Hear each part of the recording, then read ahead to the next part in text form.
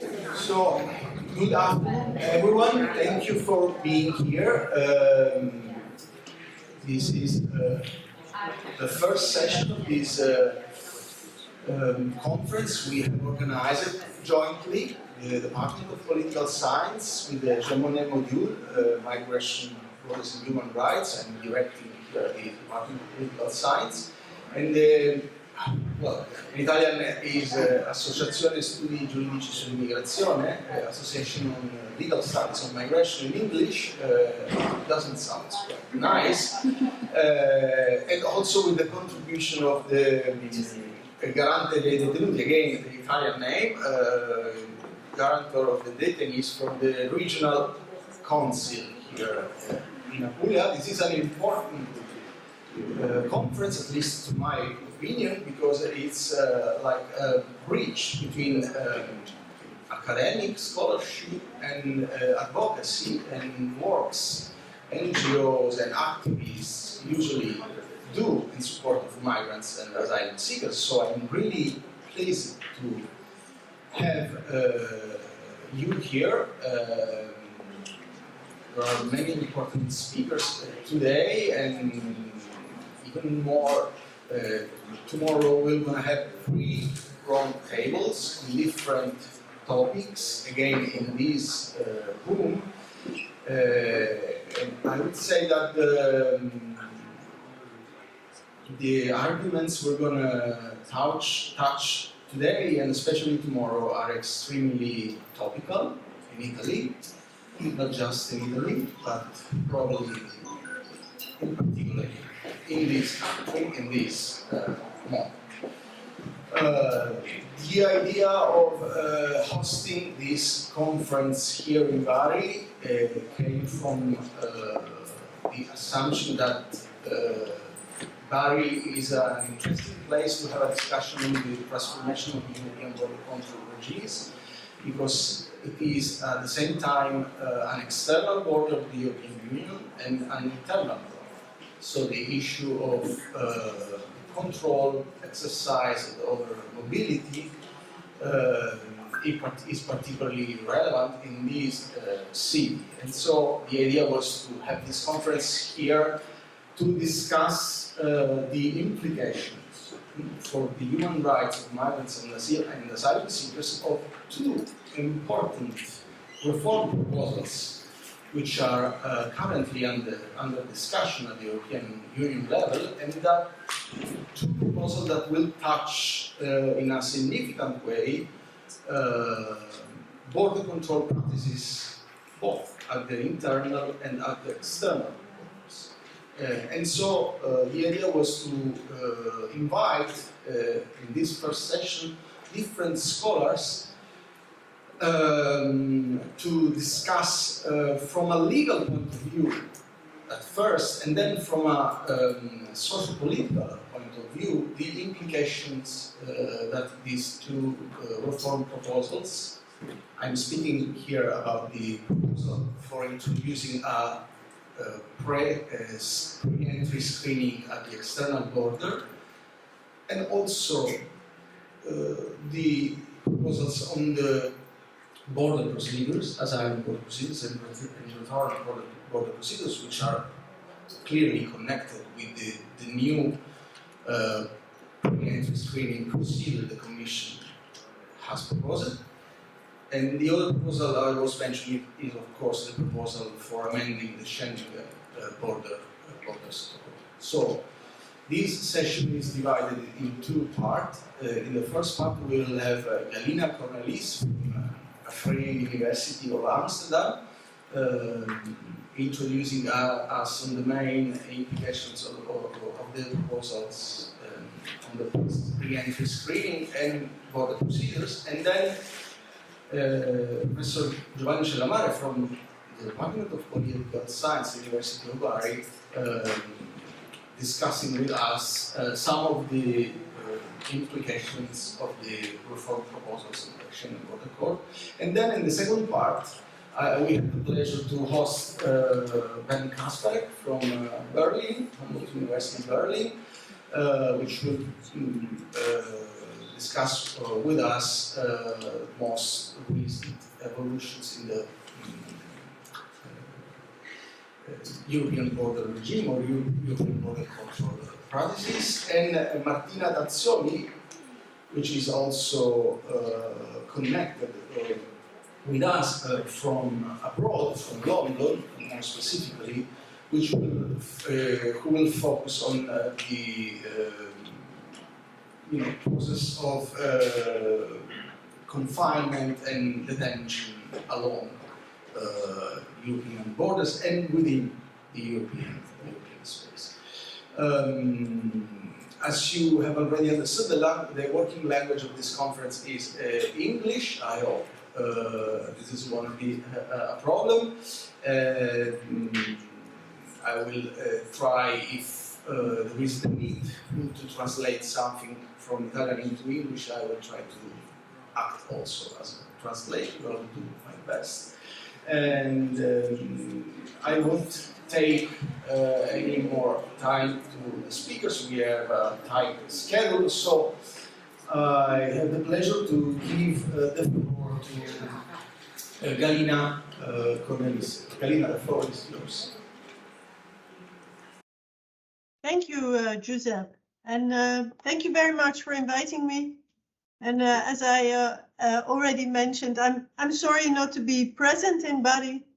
I hope there will be there will be a time that we meet physically, because we've done quite a lot of work together, but we've never met. Well, thanks again for inviting me. I'm very pleased, and as I also said already, some of what I will be telling here, or most of what I will be telling here, will sound quite familiar to you, because we worked so intensely together on the impact assessment of the new proposals in the pact, amongst which the screening proposal and the border procedures, so together the pre-entry procedures. Now, I kind of envisaged that I would give some kind of overview of the proposals, because I assume some of the presentations later will go deeper into specifics. I was thinking I would first give an overview of the proposals and where they stand now. Then I'll touch upon some of the problems that we see with the proposals, focusing very specifically on human rights issues. And I will conclude with some observations on the idea of crisis and how crisis is permeating European asylum and migration law, and how that relates to more recent case law of the Court of Justice of the EU. I have a PowerPoint which I'm going to try to share. It's not very large, but it may help you to keep track of my presentation. Let me see if it works.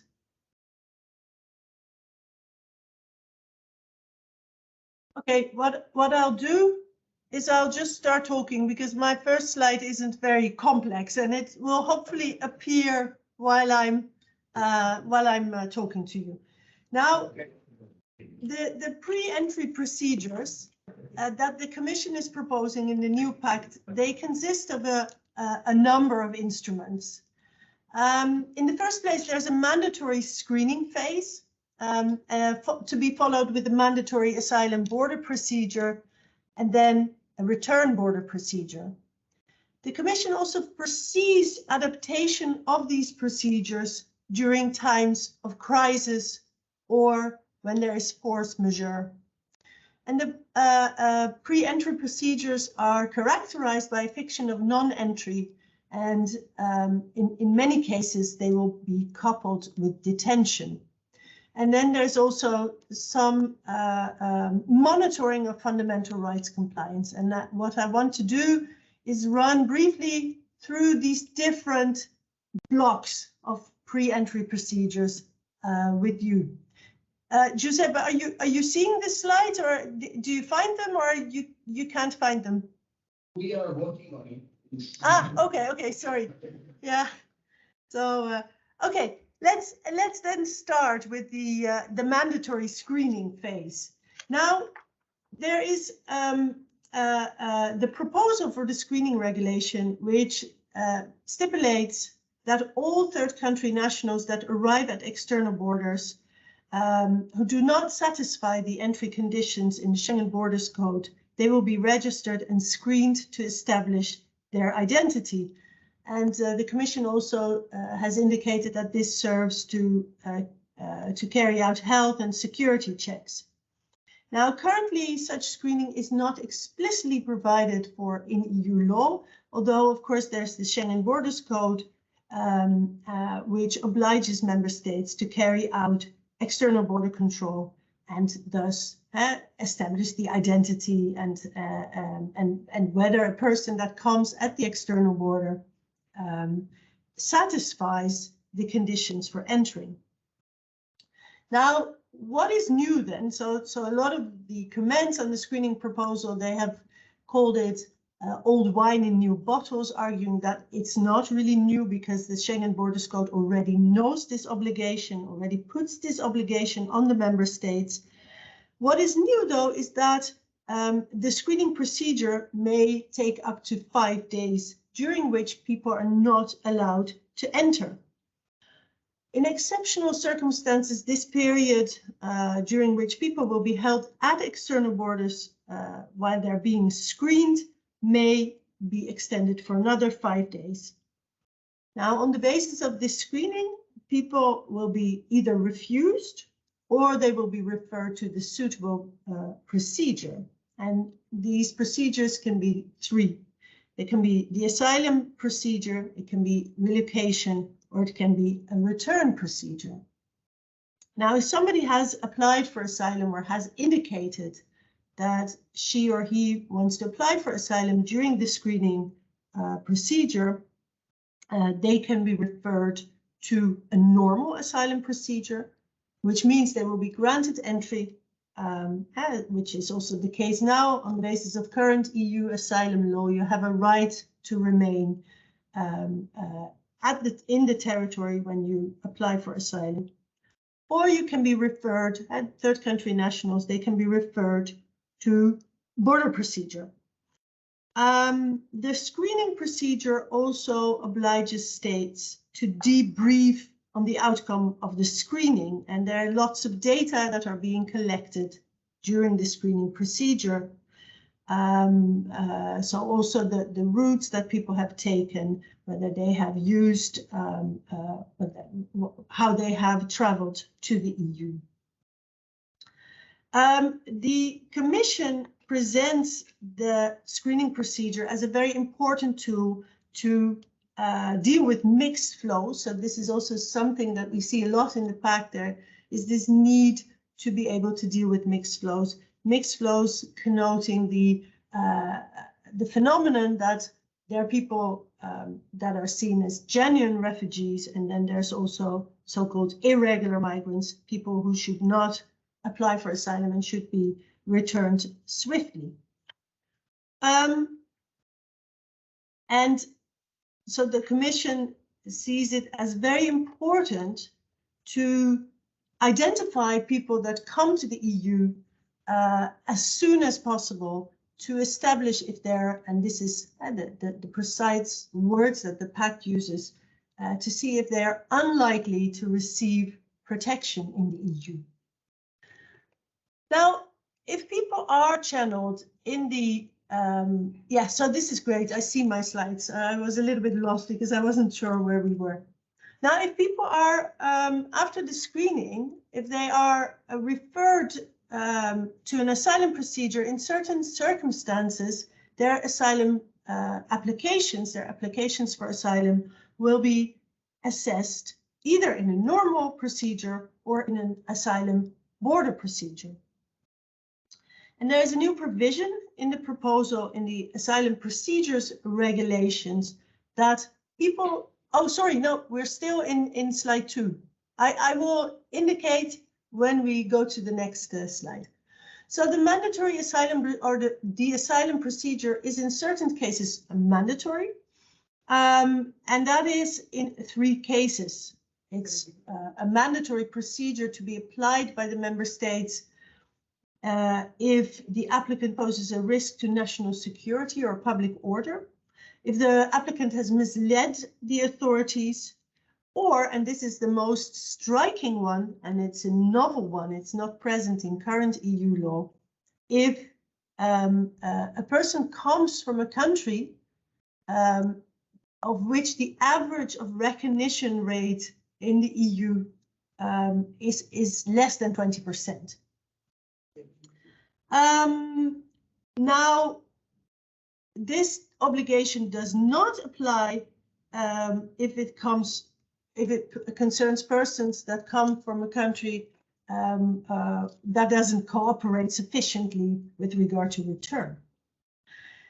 The asylum border procedure is characterized by a fiction of non-entry. So this means that people who apply for asylum in a border procedure are not allowed to enter the territory of the member state. So this, coupled with the mandatory character of the border procedure, means that member states are obliged to keep people at national borders and not grant them entry.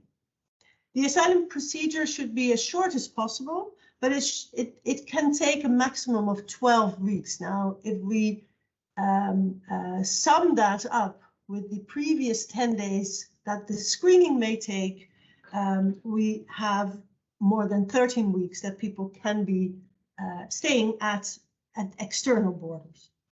The period of 12 weeks also includes an appeal. And after that period, so if a decision has not been taken on the asylum application, people have the right to enter the territory. The third building block, you could say, of the border procedures is a return border procedure. Now, if an asylum procedure has been used and the application is rejected in the asylum border procedure, a return border procedure will follow. And again, this return border procedure is something that we do not have in current EU migration and asylum law. And it's a new tool to prevent unauthorized entries, according to the Commission, and unauthorized movements, therewith connoting the phenomenon that people come, enter the EU or wish to enter the EU in a specific point and then wish to travel onwards within the EU. And the Commission also says here that this is a new tool that is specifically proposed to deal where a large share of asylum seekers originate from low recognition rate countries. And so persons subject to the return border procedure are also not authorized to enter the territories. They should be kept at external borders or in their proximity or in transit zones.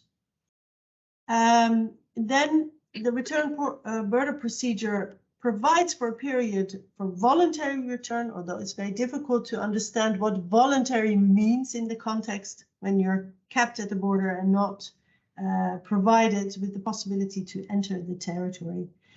And the duration of the return border procedure is comparable to the asylum border procedure. It's 12 weeks. As we will see later in my presentation, that this duration of the return border procedure has raised concerns with regard to the fundamental rights of migrants.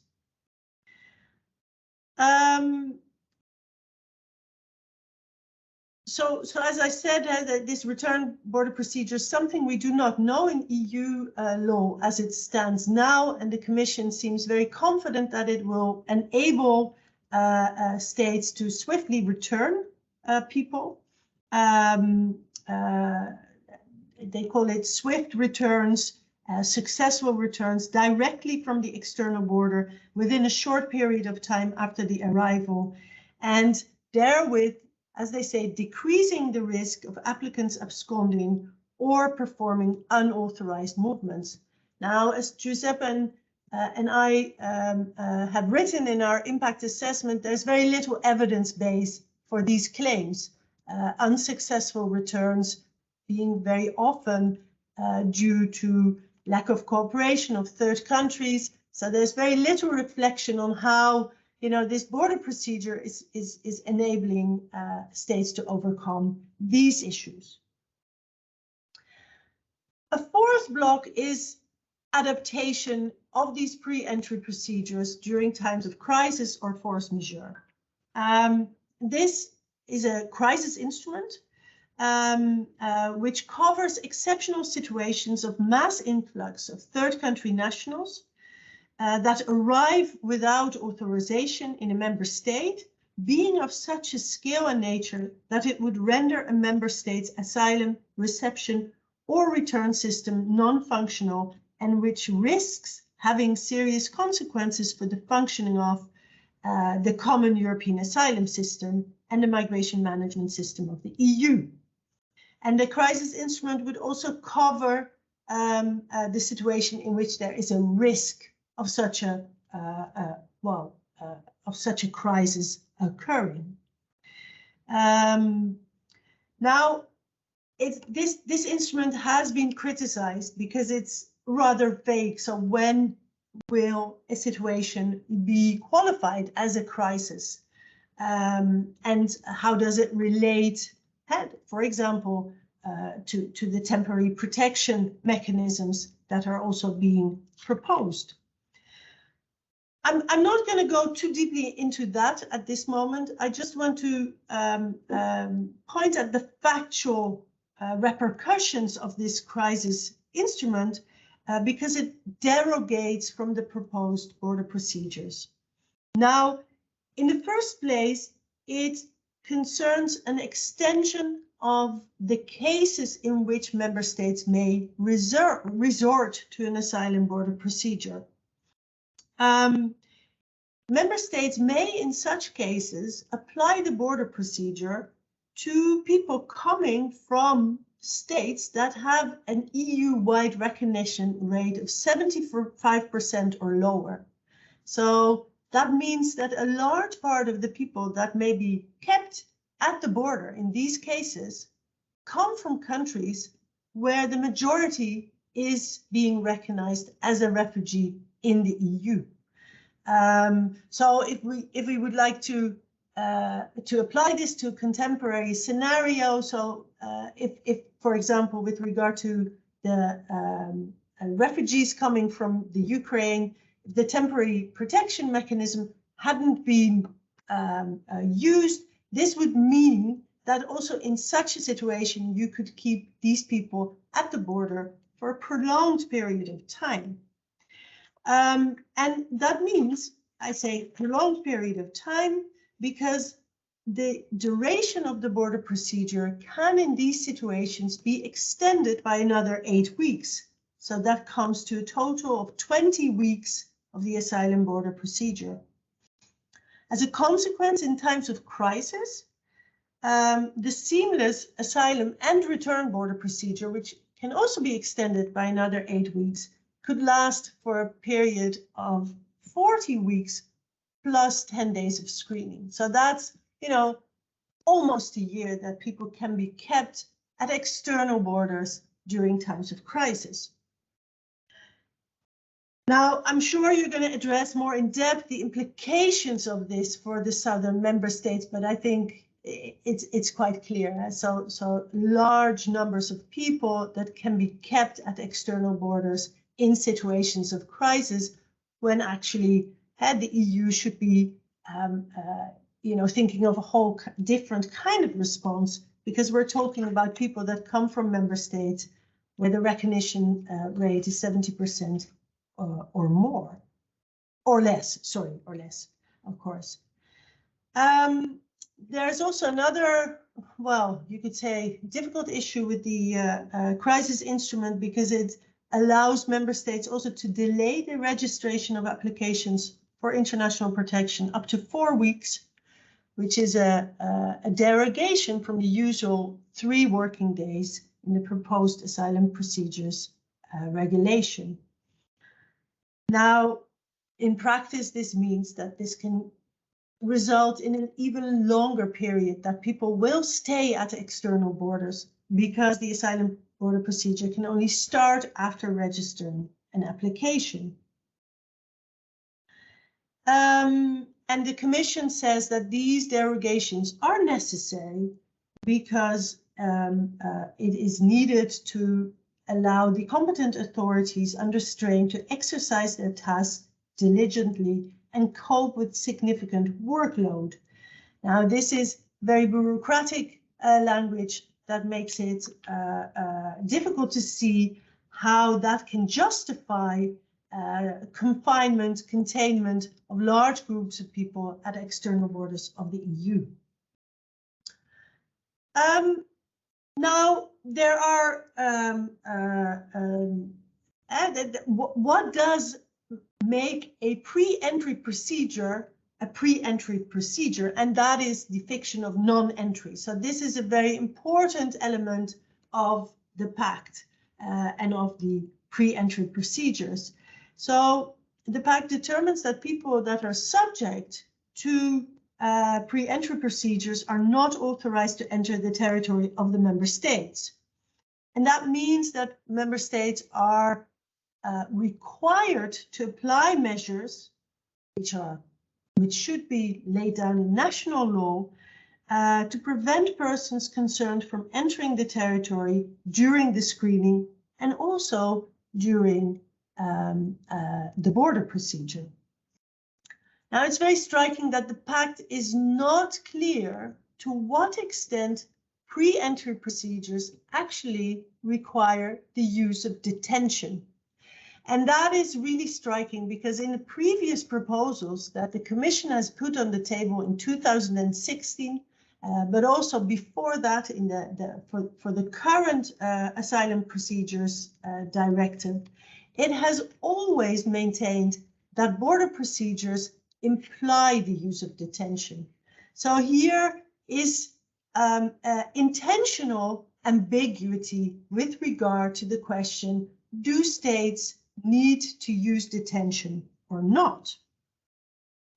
And so in this case, the Commission even maintains that the border procedure can be used or can be resorted to without using detention.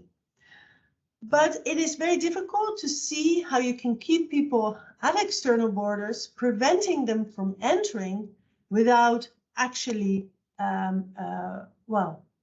restricting their freedom of movement in such a way that it will actually amount to detention. And I'm sure this is something that one of the following presentations will flesh out more deeply. I will come back to it later also when I talk about human rights concerns. Now, there's one more part in the screening regulation, which is requiring that each member state establishes an independent monitoring mechanism to ensure that fundamental rights are observed in relation to the screening, and that any allegations of violating fundamental rights are properly investigated. This is something that, unfortunately, in the current negotiations or the current state of the negotiations, it is precisely the monitoring of fundamental rights compliance that is being watered down. I'm going to go briefly with you through some of the problems that we see in the proposals, that we have signaled in the proposals. Giuseppe, can you go to the next slide?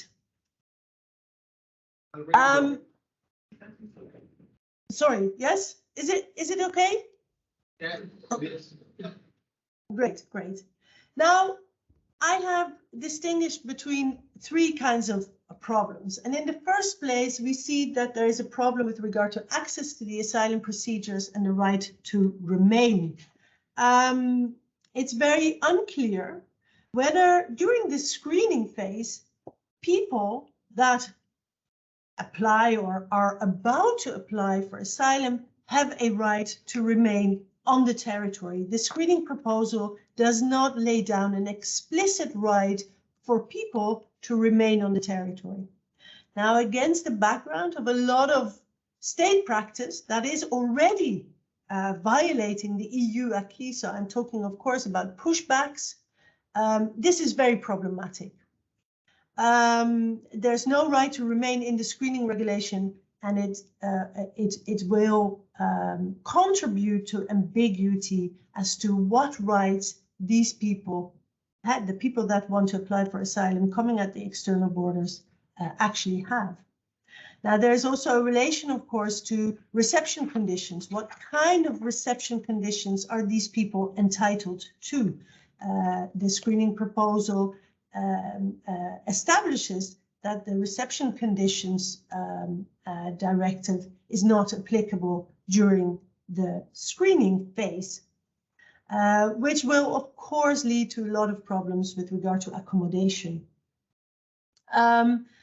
I already talked to you about delays in accessing asylum procedures, which will, I would say, amount possibly to violations of the Charter and the right to asylum, seeing that the Court of Justice in a recent case against Hungary has ruled that these timeframes, as we know them now in the current acquis, they serve to guarantee the effectiveness of the right to asylum. And as I pinpointed here, some of these extensions of the period to register applications, they are very long. They're not just a couple of days.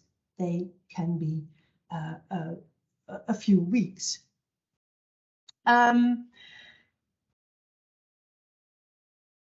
There is also the justification for non-entry. As I said, it's mostly justified with, referring to, some bureaucratic efficiency, but there's no deeper going justification for non-entry, and this non-entry has been criticized because it says to obscure the relationship between the member states and the individuals applying for protection, maybe even leading to practices of non-refoulement.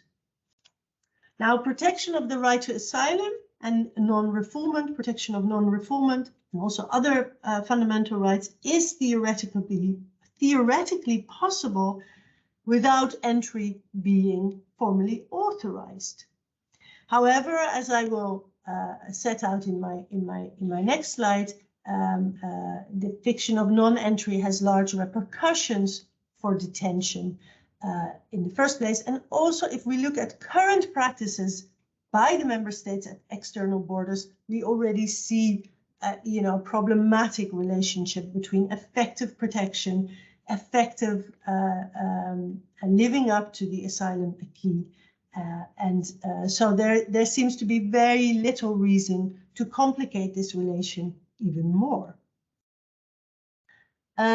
Giuseppe, could you go to the next slide?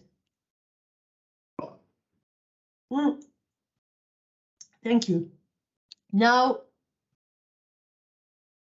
a second part where we see large problems is with regard to protection of the right to personal liberty. And as I said, this is in the first place so because there's lack of clarity on the relationship between liberty and non-entry. Now, in the screening regulation, the use of a detention is left to national law. So there's a deliberate ambiguity whether screening does or does not require detention. And in the asylum procedures regulation, with regard to the asylum border procedure, but also with regard to the return procedure, it is established that detention may be used, therewith kind of suggesting that the border procedure can be used without detention. Now, it is difficult to see how this is possible. And I think these kind of practices of keeping people contained at external borders, they show that our current way of thinking about personal liberty at external borders is maybe not, it's not adequate to deal with these contemporary challenges. So in human rights law, the distinction between a deprivation of liberty or a mere restriction of freedom of movement is not one of nature or substance. It's one of degree and intensity. But the strange thing is that as soon as a measure is designated as deprivation of liberty and not mere restriction of freedom of movement, a whole lot of guarantees kick in that are absent when we're just talking about freedom of movement. Now, this doesn't make sense when we look at border procedures, at pre-entry procedures, because the line is so thin. What one state designates as detention is not designated as such in another state. And that means that the uniform application of EU law is in jeopardy, but more importantly, that the protection of fundamental rights of individuals is put into danger. Now, if we kind of assume that pre-entry procedures imply the use of detention, this means that there will be excessive use of detention, both in numbers, just concrete numbers, so especially when we talk about crisis and force majeure, but also with regard to the fact that there can be no individual proportionality assessment, very little consideration of individual circumstances, and perhaps the needs of vulnerable people.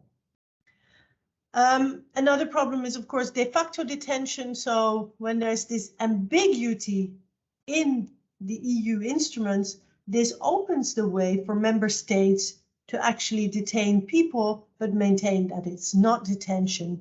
And so then a whole lot of guarantees, habeas corpus, judicial review, but also the right to information, etc., they fall away. Now, of course, there's also the duration of detention. As I said, people may be kept at external borders for a period of, more than 40 weeks, almost a year. That seems difficult to justify in almost any case when we take into account that detention in the migration context should not be a punitive measure, but a measure, to facilitate return or to prevent irregular entry. As I said already in the beginning of my presentation, there's very little evidence base that these procedures will actually attain their explicit aim of being more efficient. And at last, of course, I already touched briefly on it, this punitive element of detention, especially when it's taking so long, is very difficult to reconcile that with the rule from the Geneva Refugee Convention that refugees may not be penalized for not having, the requisite documents to cross a border. And especially during times of crisis, we saw that people coming from countries where where 75% of asylum applications are recognized can still be kept in an asylum border procedure for 20 weeks. That seems very difficult to reconcile with this rule that people may not be penalized for coming at the border without documents. Giuseppe, can you go to the next slide? Now, last, and I'll be a little bit quick because you're seeing a screen and only hearing a voice. I also find it a little bit disorienting to talk to you because I don't see almost any of you. So I hope I've been a little bit engaging. There are a couple of more problems. So in the first place, data protection during screening. The screening regulation is very vague on this.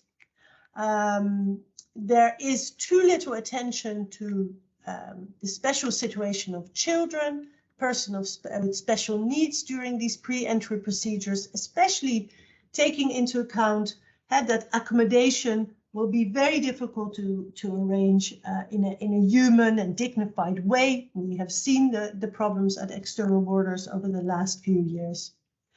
The application of the mandatory application of the border procedure to people coming from countries or having certain nationalities may raise issues with regard to non-discrimination. And then, of course, procedural guarantees and the right to remain, they are severely curtailed in the case of asylum border procedures because there's, for example, no suspensive effect of an appeal against decisions taken, for example, in the return border procedure. Now that is difficult to reconcile with the case law of both European courts on Article 3 of the European Convention on Human Rights and Article 4 of the Charter of the EU protecting against non-refoulement. And as I mentioned already before, the monitoring during screening is left to national states, and also the way in which the importance of a monitoring mechanism is being watered down in current negotiations. Giuseppe, can you go to the next slide? And I think I need to, I will not talk too long anymore, but I want to finish my presentation with a couple of remarks on the concept of crisis. And I was writing an article about it a while ago, or I'm still writing an article about it, looking at the case law of the Court of Justice on the Hungarian transit zone cases. Now, Hungary kept, as you will all know, had kept refugees coming from or transiting via Serbia. They were kept in the transit zone between Hungary and Serbia. And quite a lot of the measures that Hungary used in these cases, they are in a way reminiscent of some of the measures that are proposed in the pact. Entry was refused for a long time. People were kept at external borders. They were kept waiting. There were delays in registering their applications. Hungary appealed to this concept of crisis to justify these measures. And I thought this is very interesting because when you look at the way in which the Court of Justice deals with these arguments is very, very clear. It says there is no reason to appeal to Article 72 of the Treaty on the Functioning of the EU, which gives member states this possibility to derogate from EU law in specific cases, because the acquis already has provisions. Both the Return Directive and also the Asylum Procedures Directive, they have possibilities to accommodate member states that are in a difficult position. Now, if we take into account that the Court of Justice is able to maintain that, it becomes even more difficult to see the necessity of the current proposals that are put on the table by the Commission. And while I was thinking of this, I thought this whole idea of crisis and the way in which it features in EU law reminds me a little bit of the duck-rabbit illusion that was put forward by Wittgenstein to illustrate something that he called aspect perception. So depending on how you look at something, it changes. So the duck-rabbit, of course, you can see the picture here. In some instances, you can see a rabbit, and in other instances, you can see a duck.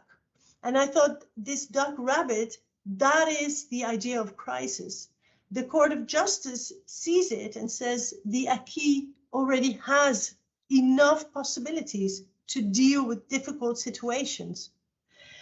But the Commission sees something else.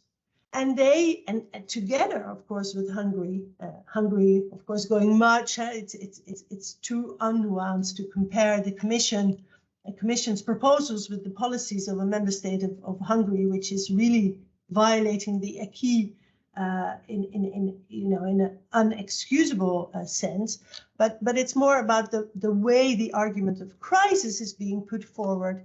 Crisis actually justifying quite extreme measures. Now, for me, it's very difficult to see how the Court of Justice case law, which is based on fundamental rights, not only secondary law, but primary law as well, can be reconciled with this view by the Commission that crisis calls for far-going measures. And I was planning before to also say something about the instrumentalization proposals, but I think I will leave it here because probably these will also be discussed in the presentation addressing the Schengen Borders Code. But of course, we see a similar dynamic there. And recently, of course, in June, the court decided a case against Lithuania, where it was also very clear, saying that crisis does not justify extended use of detention of people that are seen as irregular migrants. Now, I hope I was clear. Thank you very much for listening to me, and I look forward to hear any questions. Thank you.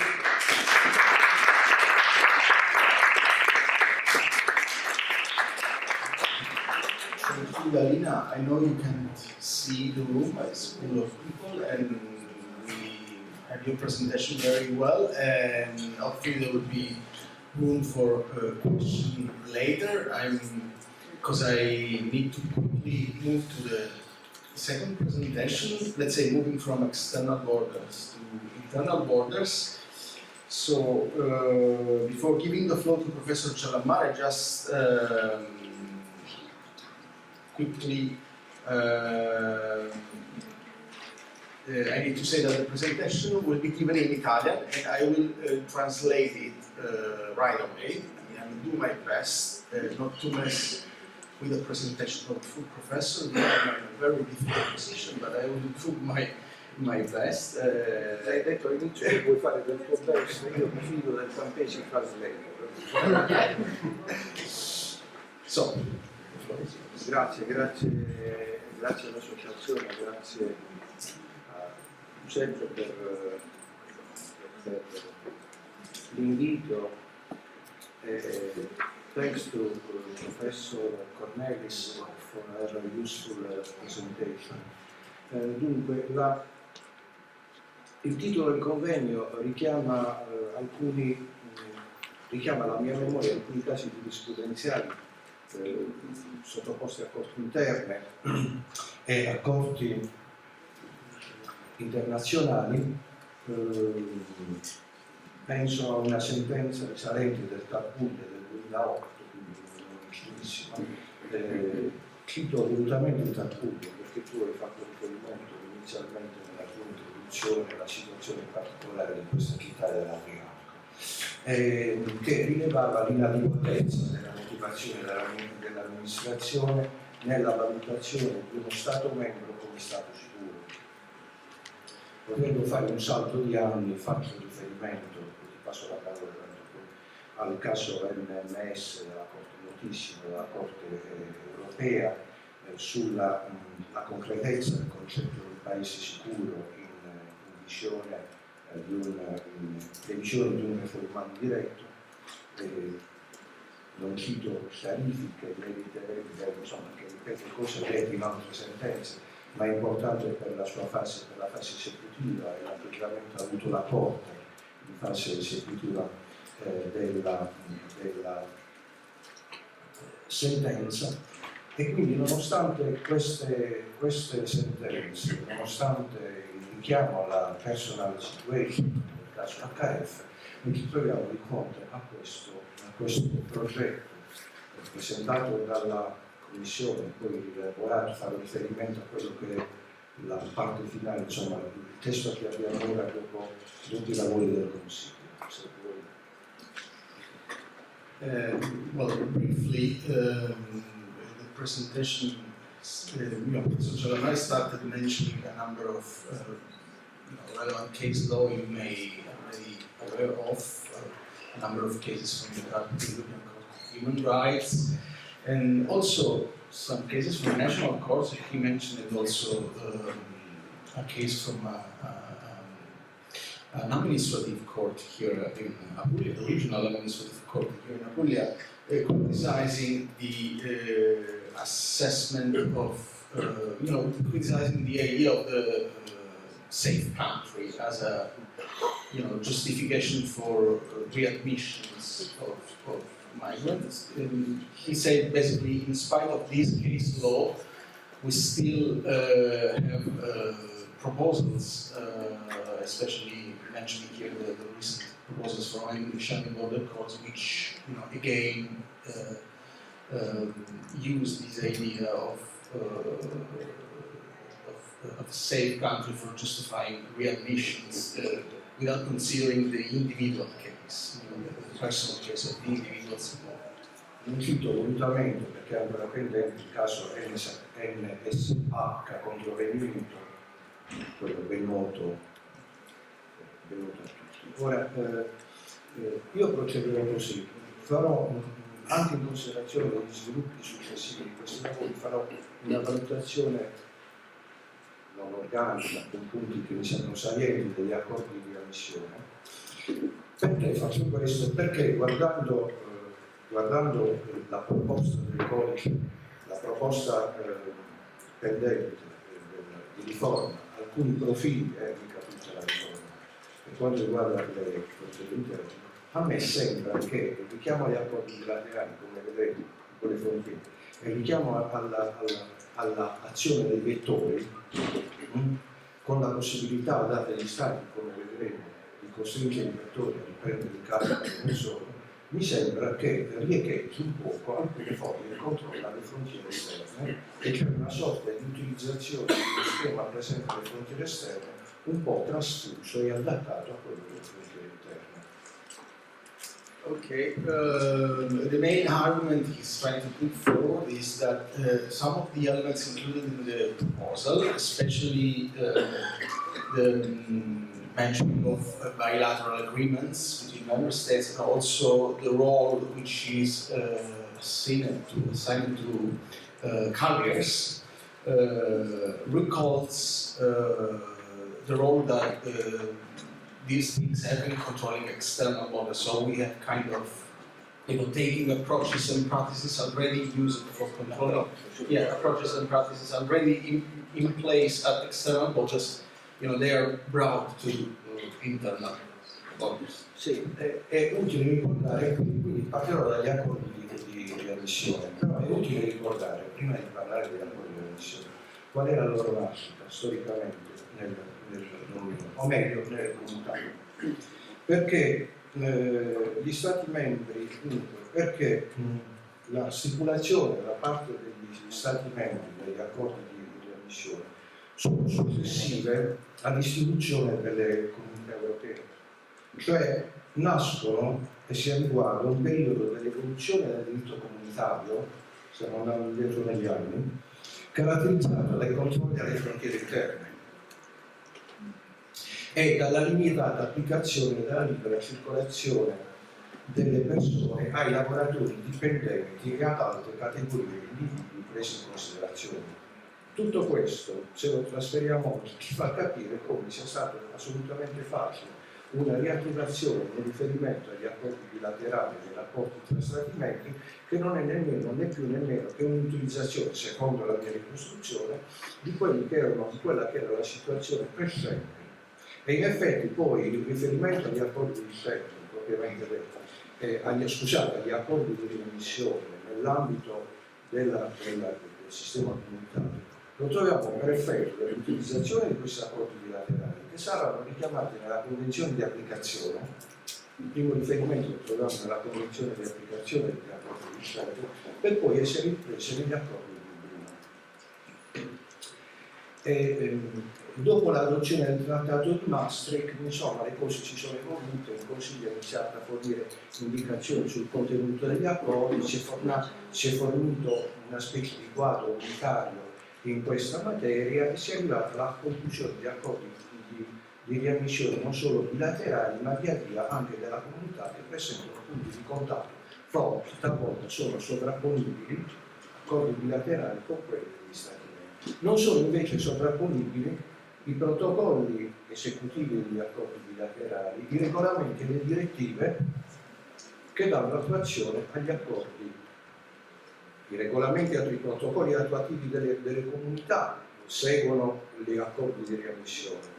Le direttive e i regolamenti attuativi degli accordi bilaterali seguono gli accordi bilaterali e questi si differenziano perché sono molto più penetranti in secondi rispetto ai primi.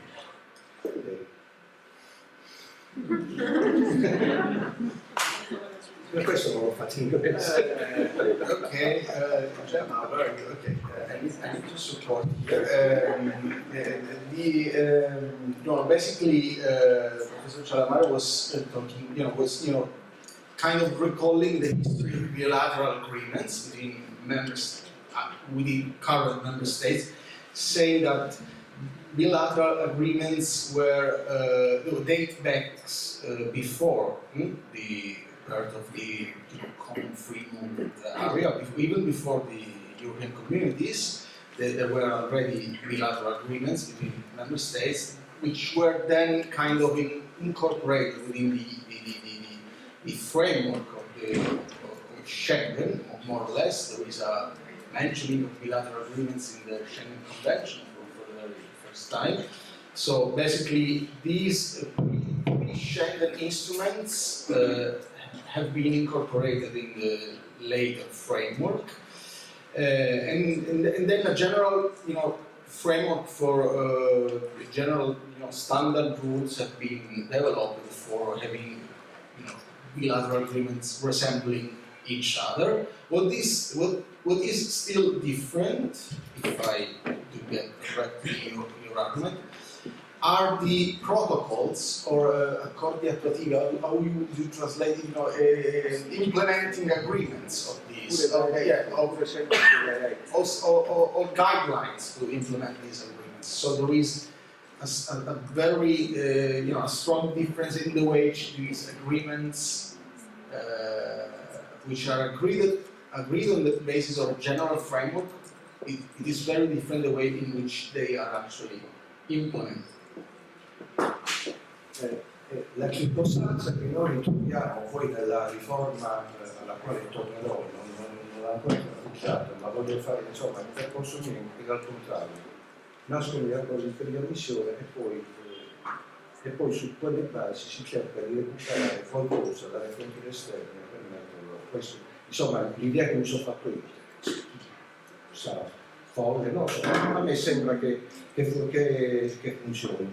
Però ecco, funziona anche perché se vado a vedere l'agenda europea sulla migrazione della Commissione, lì la Commissione inizia a fare riferimento in modo netto, senza personalismo, alla realizzazione di rimpatri, sto leggendo, rapidi, operativi e non necessariamente alla conclusione di accordi di riammissione formali. Rispetto a questa presa di posizione, il Parlamento europeo dirà che li criticherà e dirà, utilizzando i suoi parole, che non sono sottoposta al Parlamento scrutino democratico and judicial oversight. Però, nonostante questo, le pressioni della Commissione porteranno gli Stati membri, lo sappiamo, a stipulare accordi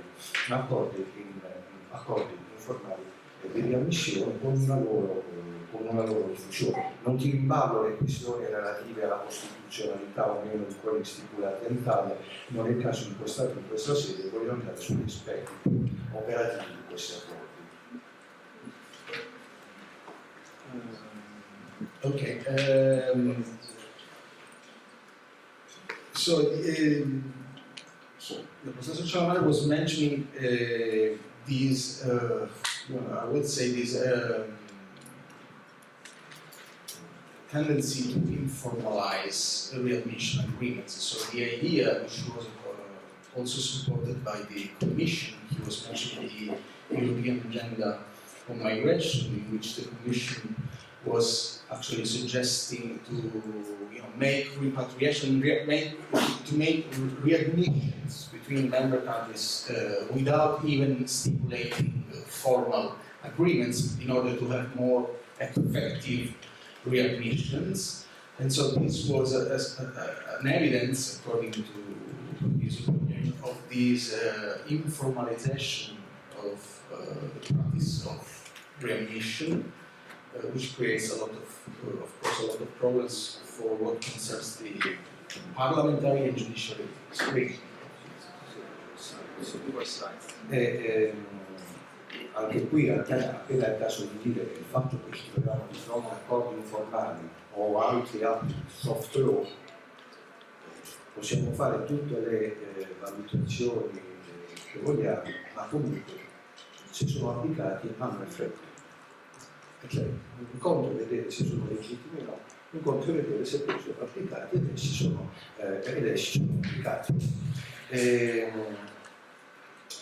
applicati. Ora, rispetto agli accordi di riammissione stipulati dall'Unione, sotto la spinta dell'Unione, della comunità, dell'Unione, sotto la spinta di questi, dagli Stati membri, io mi chiamerò solo una delle clausole di riammissione. Non ho riguardo, non avrò riguardo alla riammissione, non ci interessa tanto questa sede, penso, la riammissione dei cittadini degli Stati parte di quegli accordi, quanto invece la riammissione dei cittadini degli Stati membri, che senza leggere tutte le ipotesi, che provengano direttamente dallo Stato richiesto. Certo, le clausole di riammissione sono molto più ampie, fanno riferimento alla riammissione di persone che hanno visto un permesso di soggiorno valido rilasciato dallo Stato richiesto, però in vista della riforma, la riforma fa riferimento a persone in condizioni regolari provenienti direttamente dall'altro Stato membro richiesto. Insomma, non è la riammissione dal diritto consuetudinario, quella dei cittadini, che esiste il diritto consuetudinario, che è la seconda clausola di ammissione,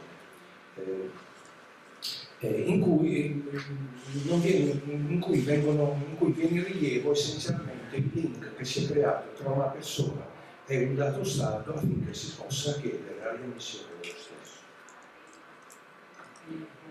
Okay.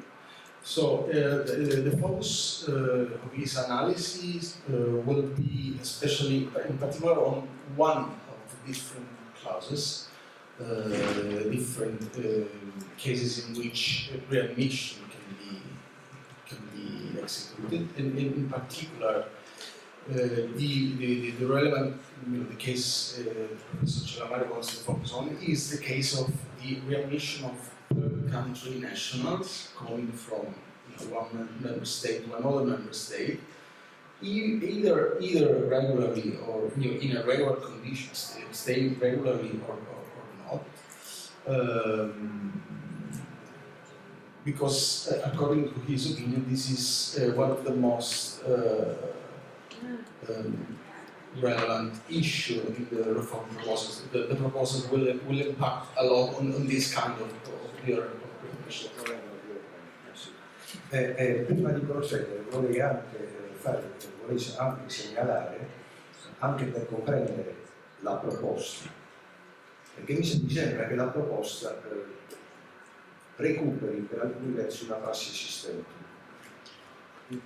cioè non è una proposta che nasce così, ma recupera una prassi. Intendo riferirmi anzitutto, nonostante le note norme, nonostante l'impianto del diritto dell'Unione, inutile che mi soffermi qui per vedere il rapporto tra fronti e levanti, però nella prassi gli Stati tendono a preferire l'applicazione degli accordi, gli Stati membri tendono a preferire l'applicazione degli accordi bilaterali a quelli dell'Unione, e questa preferenza è stata giustificata, le scuse campate lì, invocando la mancata conclusione degli protocolli bilaterali di applicazione degli accordi dell'Unione, se non che gli accordi dell'Unione possono essere applicati direttamente a meno che non hanno bisogno di un protocollo integrativo. L'unico caso che a me è capitato posso sbagliare, insomma, che ha bisogno effettivamente di accordo integrativo, il protocollo è l'accordo di ammissione quadro. Russia. Ora, ci ho detto, a maggior ragione l'applicazione degli accordi di riammissione dell'Unione non potrebbe retrocedere se già gli accordi di riammissione dell'Unione possono essere applicati direttamente. Non capisco come, non si vede come dal punto di vista dell'esame delle copie dei rapporti tra fonti possano retrocedere rispetto agli accordi informali di riammissione che però la Commissione sotto sotto insomma consiglia di stipulare. Scusate il sotto sotto, è molto palese. I can say sotto.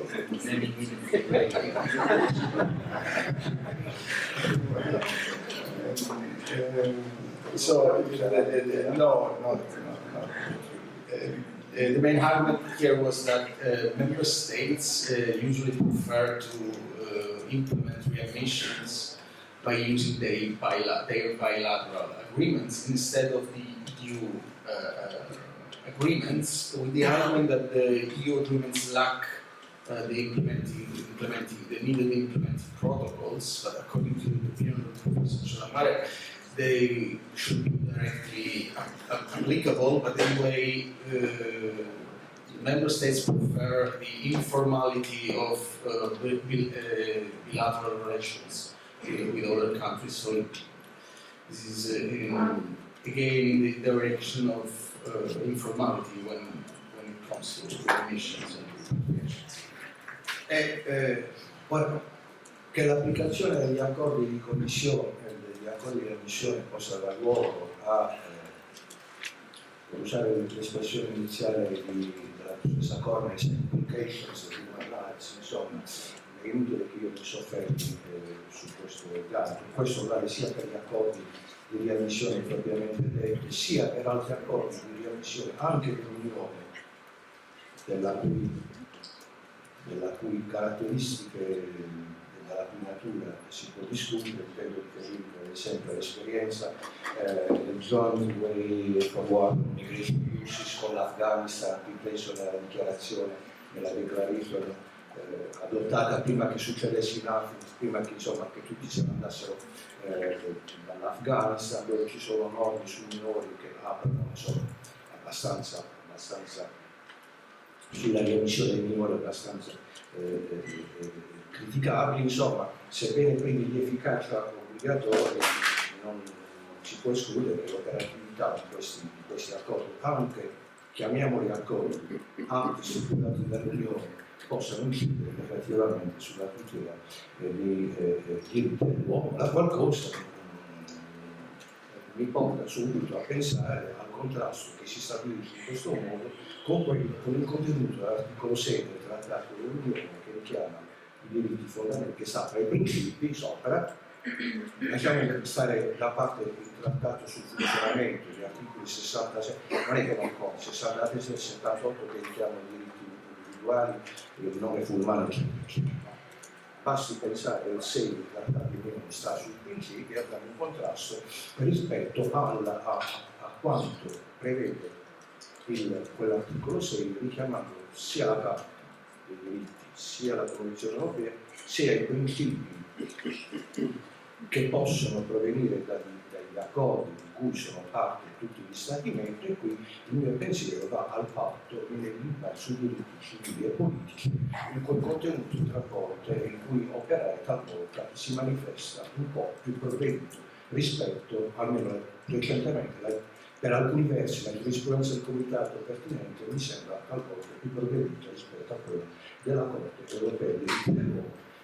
Va da sé, la Corte europea adotta sentenze, il Comitato no.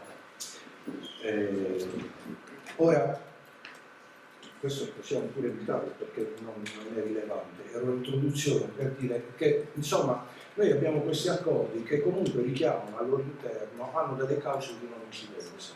E c'è scritto ripetutamente questi accordi, no, come in qualsiasi atto dell'Unione, rispetto ai diritti individuali, oppure addirittura si elencano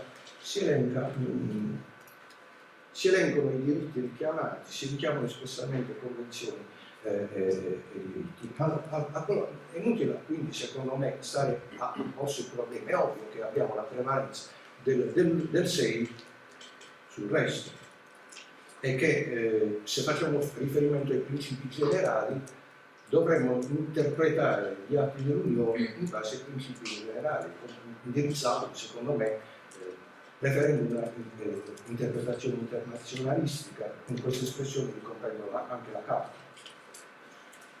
Ricomprendo anche la Carta nella misura in cui la stessa reca una norma che richiama la giurisprudenza della Convenzione europea dei diritti dell'uomo per chiarire la portata di alcune sue espressioni. E allora, e vengo al punto, e questo mi sembra segnare, a questo punto quindi la tutela dei diritti, per la tutela dei diritti individuali, tenendo conto questo, diciamo, la premessa maggiore che sarebbe dell'articolo 6 eccetera, l'attenzione dovrebbe concentrarsi sui procedimenti formali di riammissione di cui fanno menzione gli accordi e gli altri atti, oltre che sull'operare dei protocolli attuativi di quegli accordi, sul contenuto delle leggi statali di attuazione degli accordi, sull'attività degli organi interni, a partire dalla decisione di espulsione, chiamatela decisione di espulsione, chiamatelo trasferimento, come si dirà nella proposta, non è che cambi molto. Insomma, tutti quegli atti che diano applicazione agli accordi di ammissione, quindi vengono in gioco inevitablemente le indicazioni giurisprudenziali della Corte di Giustizia, della Corte Europea, che contribuiscono a delimitare i limiti entro i quali posso operare il rimpatrio, il trasferimento, chiamatelo come volete, l'estradizione, per me è indifferente questo.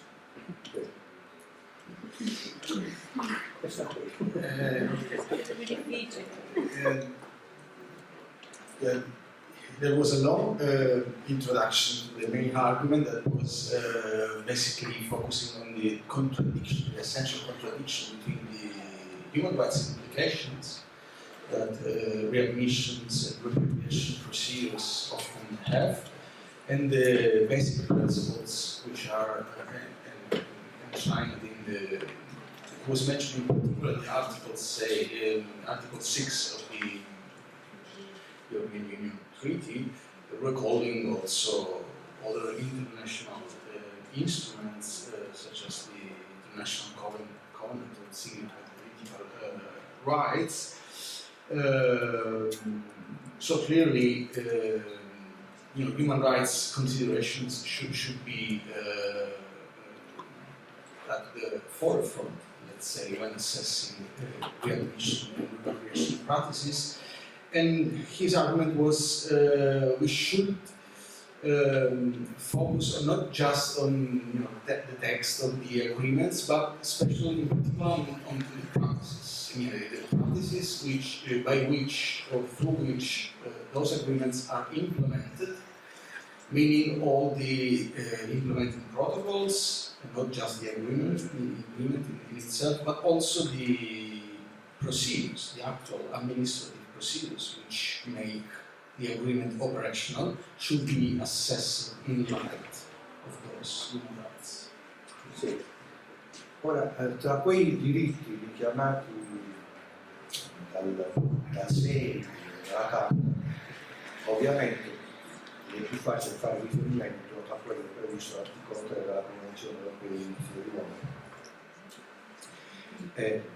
È utile perché esso può limitare l'operare degli accordi di riammissione, posto che gli accordi di riammissione non assicurano affatto che la persona possa risiedere o trattenersi nel territorio dello Stato di riammissione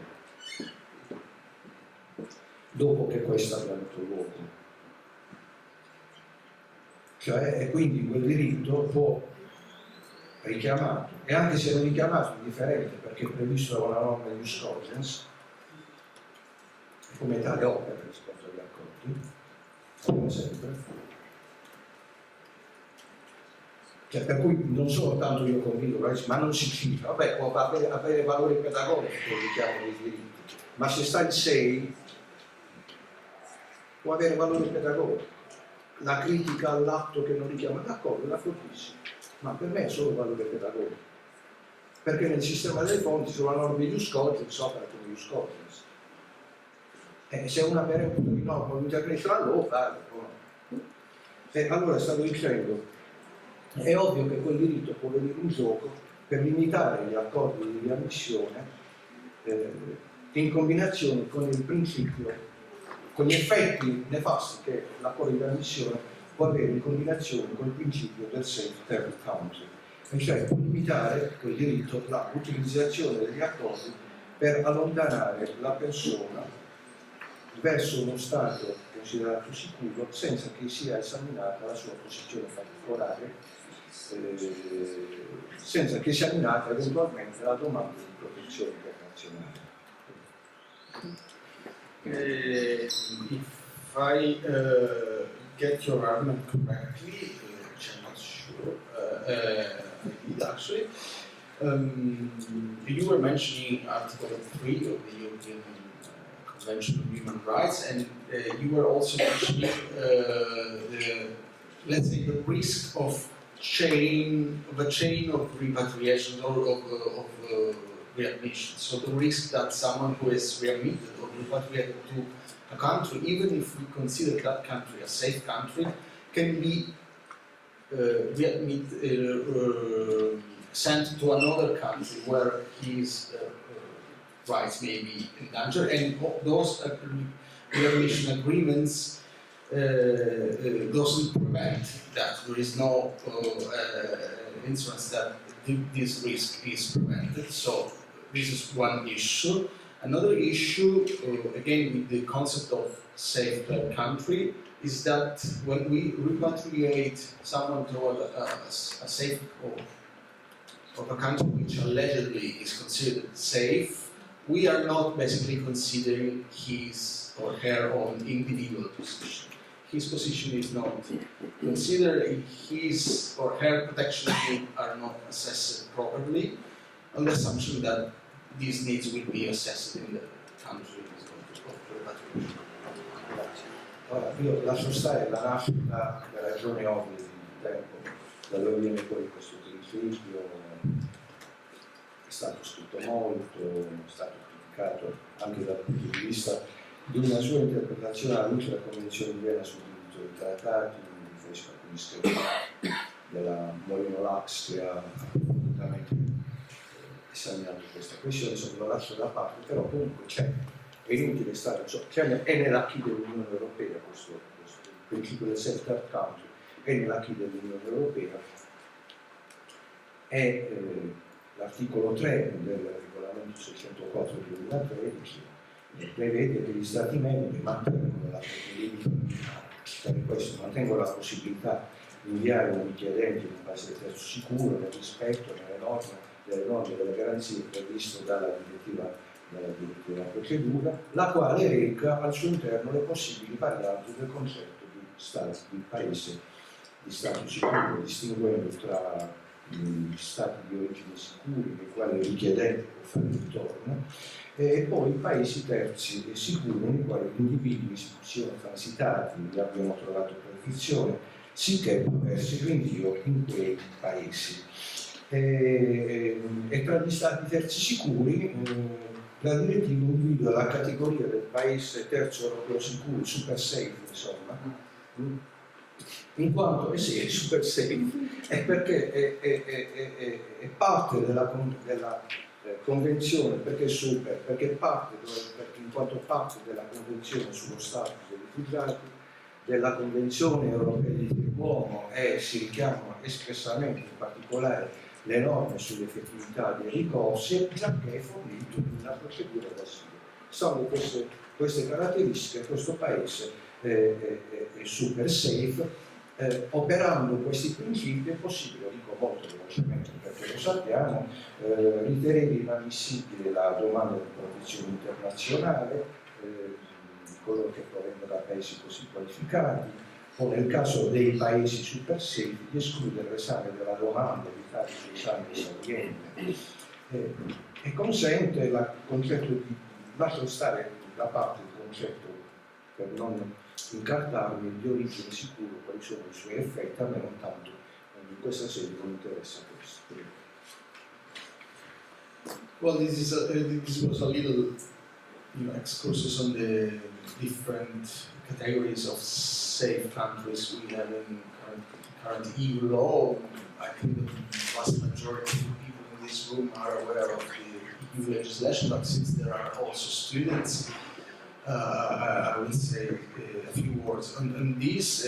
Professor Cialamale was mentioning the main EU law provisions establishing the very concept of safe country, differentiating between safe country of origin, safe country of transit, and then let's say a third category which is related to the position of European member states, which are considered like super safe countries, which, on the assumption that they are implementing properly the EU acquis on asylum law, asylum procedures, and so when someone is coming from one of those countries considered as safe, their application for asylum can be not processed, they can be considered as not admissible, can be processed quickly, and they can be more easily repatriated. Ora, è inutile soffermarsi sul concetto di paese sicuro, o di origine sicuro, di stato terzo sicuro. Le critiche che si possono fare al primo possono essere trasferite alla seconda categoria. I dati della prassi suggeriscono di procedere con estrema cautela nella designazione dei paesi come paesi sicuri. Diciamo, perché? Perché la prassi mostra una relativizzazione dei parametri di riferimento sulla base dei quali si procede alla designazione di un paese sicuro. Il paese inserito nella lista di uno Stato non figura nella lista di uno Stato. La sicurezza per un sesso non figura per la sicurezza di un altro sesso. Quindi abbiamo stati, l'Inghilterra fa una distinzione sugli elementi di sicurezza in alcuni paesi africani a seconda del sesso della persona di cui si tratta. Questa distinzione non la troviamo in altri paesi, ora il Regno Unito non sa più nell'Unione, insomma, ma la troviamo in altri paesi europei. Questa distinzione insomma, è abbastanza tutto relativo, quindi non abbiamo sicurezza su ciò che sia sicuro, per fare un gioco di parole. Insomma, è estremamente variabile ed è del tutto irrilevante, anche qui, stando alla giurisprudenza della Corte europea dei diritti dell'uomo, della Corte di giustizia dell'Unione, che uno Stato sia parte della Convenzione di Ginevra o della Convenzione europea affinché possa essere considerato sicuro.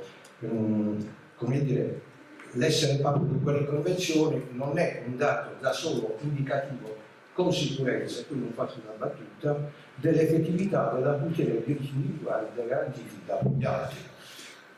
Se vogliamo uscire fuori dall'ambito europeo, qui richiamo sinteticamente il report del rapporto speciale sulla tortura, richiamo ancora il report of means to address the human rights impact of aspects of migrants on land and at sea delle Nazioni Unite, molto più recente, dove sono chiariti questi aspetti anche con la prassi Okay. The fact is that the very definition of safe country is highly problematic. He was mentioning a different example.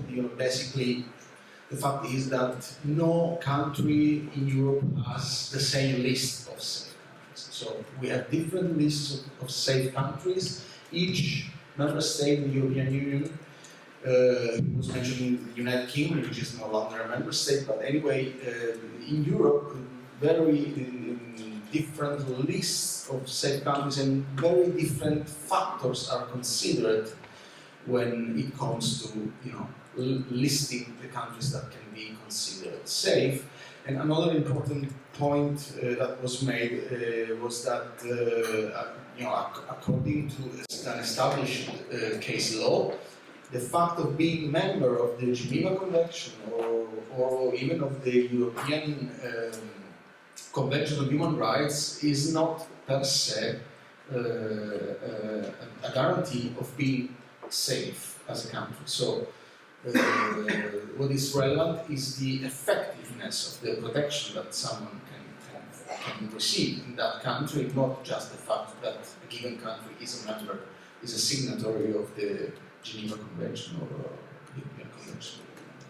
A titolo di esempio ricordo anche questo un caso notissimo, AMS, la Corte di Giustizia, dove la Corte ha territorialmente scartato che un atto dell'Unione, segue la misura della Corte, il quale rechi riferimento al principio di Stato sicuro, gli atti suoi, gli atti sottomossi al suo controllo, possono comportare una presunzione assoluta del rispetto dei diritti fondamentali all'interno degli Stati Uniti. Punto. Tanto per me è sufficiente per poter liquidare la questione, perché detto dalla Corte, se poi andiamo in Italia possiamo vedere cosa il Consiglio di Stato ha detto, ha fatto, nel sospendere trasferimenti tra Stati e Unioni perché non ritenuti sicuri, e possiamo andare a vedere cosa ha detto più recentemente il Comitato dei Ministri del Consiglio d'Europa, che è raccomandare alle autorità ungheresi, seguo da vicino, di réexaminer conformément aux exigences de la jurisprudence de la Cour, la présomption de la Cour européenne, insomma, la présomption législative des pays tiers sûrs en ce qui concerne la Serbie, e a presentare il motivo e il risultato di questo esame. È abbastanza netto e questo insomma ci riguarda un po' più da vicino quando parlo della Serbia. I don't think we need to translate this. You're basically, he was quoting different case law supporting the argument that you need to assess in practice if a country is safe and forbidding any presumption of safeness. Per quanto, se passiamo qui a vedere qual è l'atteggiamento della Corte Europea, la Corte Europea non sta nel merito della lista. La Corte Europea ha un approccio procedurale nell'esaminare la questione, correttamente procedurale. La Corte si sofferma sull'esame della sussistenza delle garanzie che devono sovrintendere le procedure seguite dall'autorità statale. Si prescinde da quella che è la descrizione del concetto di Stato sicuro da parte dello Stato a cui convenuto, bensì si concentra l'attenzione sulla condizione, l'esame approfondito della condizione del Paese rispetto alla situazione particolare del ricorrente, in quella circostanza, in quel contesto, a prescindere dalla situazione del contesto generale che può contrarre ma non risolve di per sé la questione. Ovviamente, ora avendo in gioco l'articolo 3, è molto più importante esaminare, per usare le parole note della Corte, rigorosamente in modo indipendente la posizione degli interessati del notifica delle sentenze della Corte. E la Corte ha richiamato, e qui richiamo APH contro Croazia, le riammissioni a catena, Italia, Slovenia, Croazia, Bosnia, abbastanza nuova. Ha richiamato l'attenzione sulla prassi pertinente seguita dallo Stato verso il quale la persona si è allontanata nei rapporti con uno Stato terzo di cui sia cittadina quella persona, e in particolare sull'esistenza di garanzie offerte dallo Stato contro l'eventuale allontanamento del secondo Stato.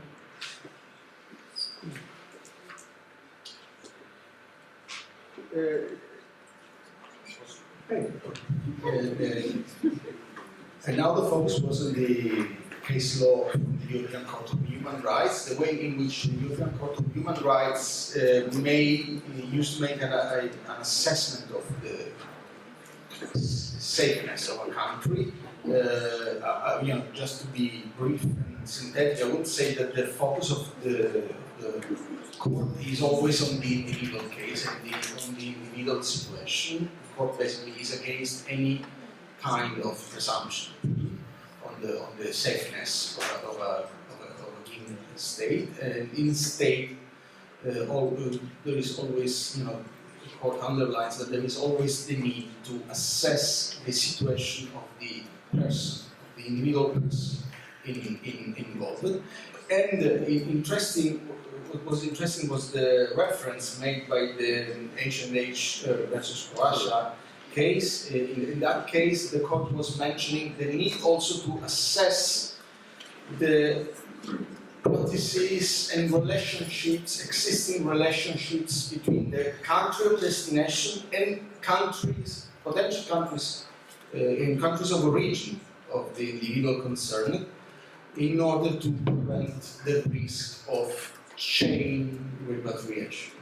Sì, con una precisazione che questa cosa HH contro Croazia, HH contro Croazia, HH contro Croazia, che è famoso perché ci riguarda un po' più vicino nella catena. Però quando ha detto la Corte che risale una ventina anni fa, tutto questo francamente non si è tenuto conto. Ma a parte il rischio del refoulement, della violazione del refoulement sottostante al funzionamento del principio del safe country, l'altro rischio è che con la sua azione si apre la strada a decisioni seriali condizionate dalla nazionalità della persona in aperta violazione dell'articolo 3 paragrafo 1 della Convenzione di Ginevra e ovviamente dell'articolo 21 paragrafo 1 della Carta dei diritti fondamentali.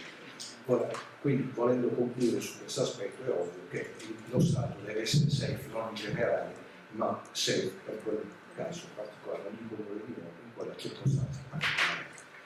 Questo lo vuoi fare o mi sembra giusto?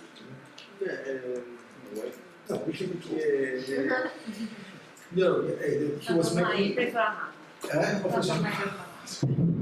Adesso Ti dispiace, thanks God we have a coffee break now. Anyway,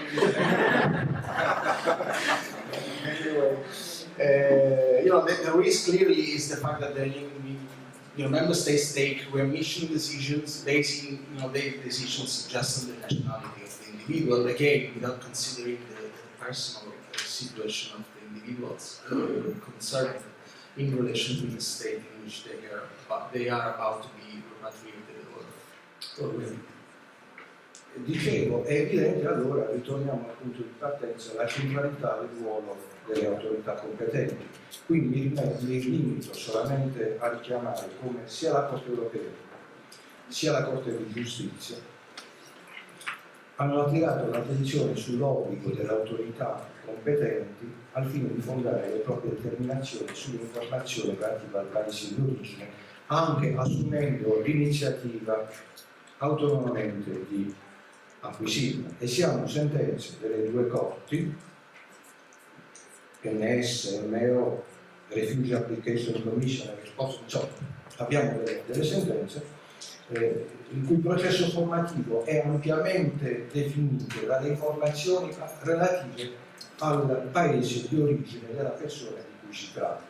Un approccio che ricorda da vicino, se vogliamo, ma andiamo in un altro campo, riguarda un po' la protezione internazionale, l'approccio dell'orientamento giurisprudenziale consolidato della Cassazione sul dovere ufficioso del giudice, fatto un salvo anche materiale, sul dovere ufficioso del giudice di consultare le fonti pertinenti in modo da poter operare con il richiedente protezione e verificare quanto questi abbia servito a sostegno della propria domanda, sicché il giudice non può limitarsi ad asserire l'infondatezza della domanda richiamando genericamente fonti internazionali senza ulteriore indicazione, non può attenersi a generiche indicazioni.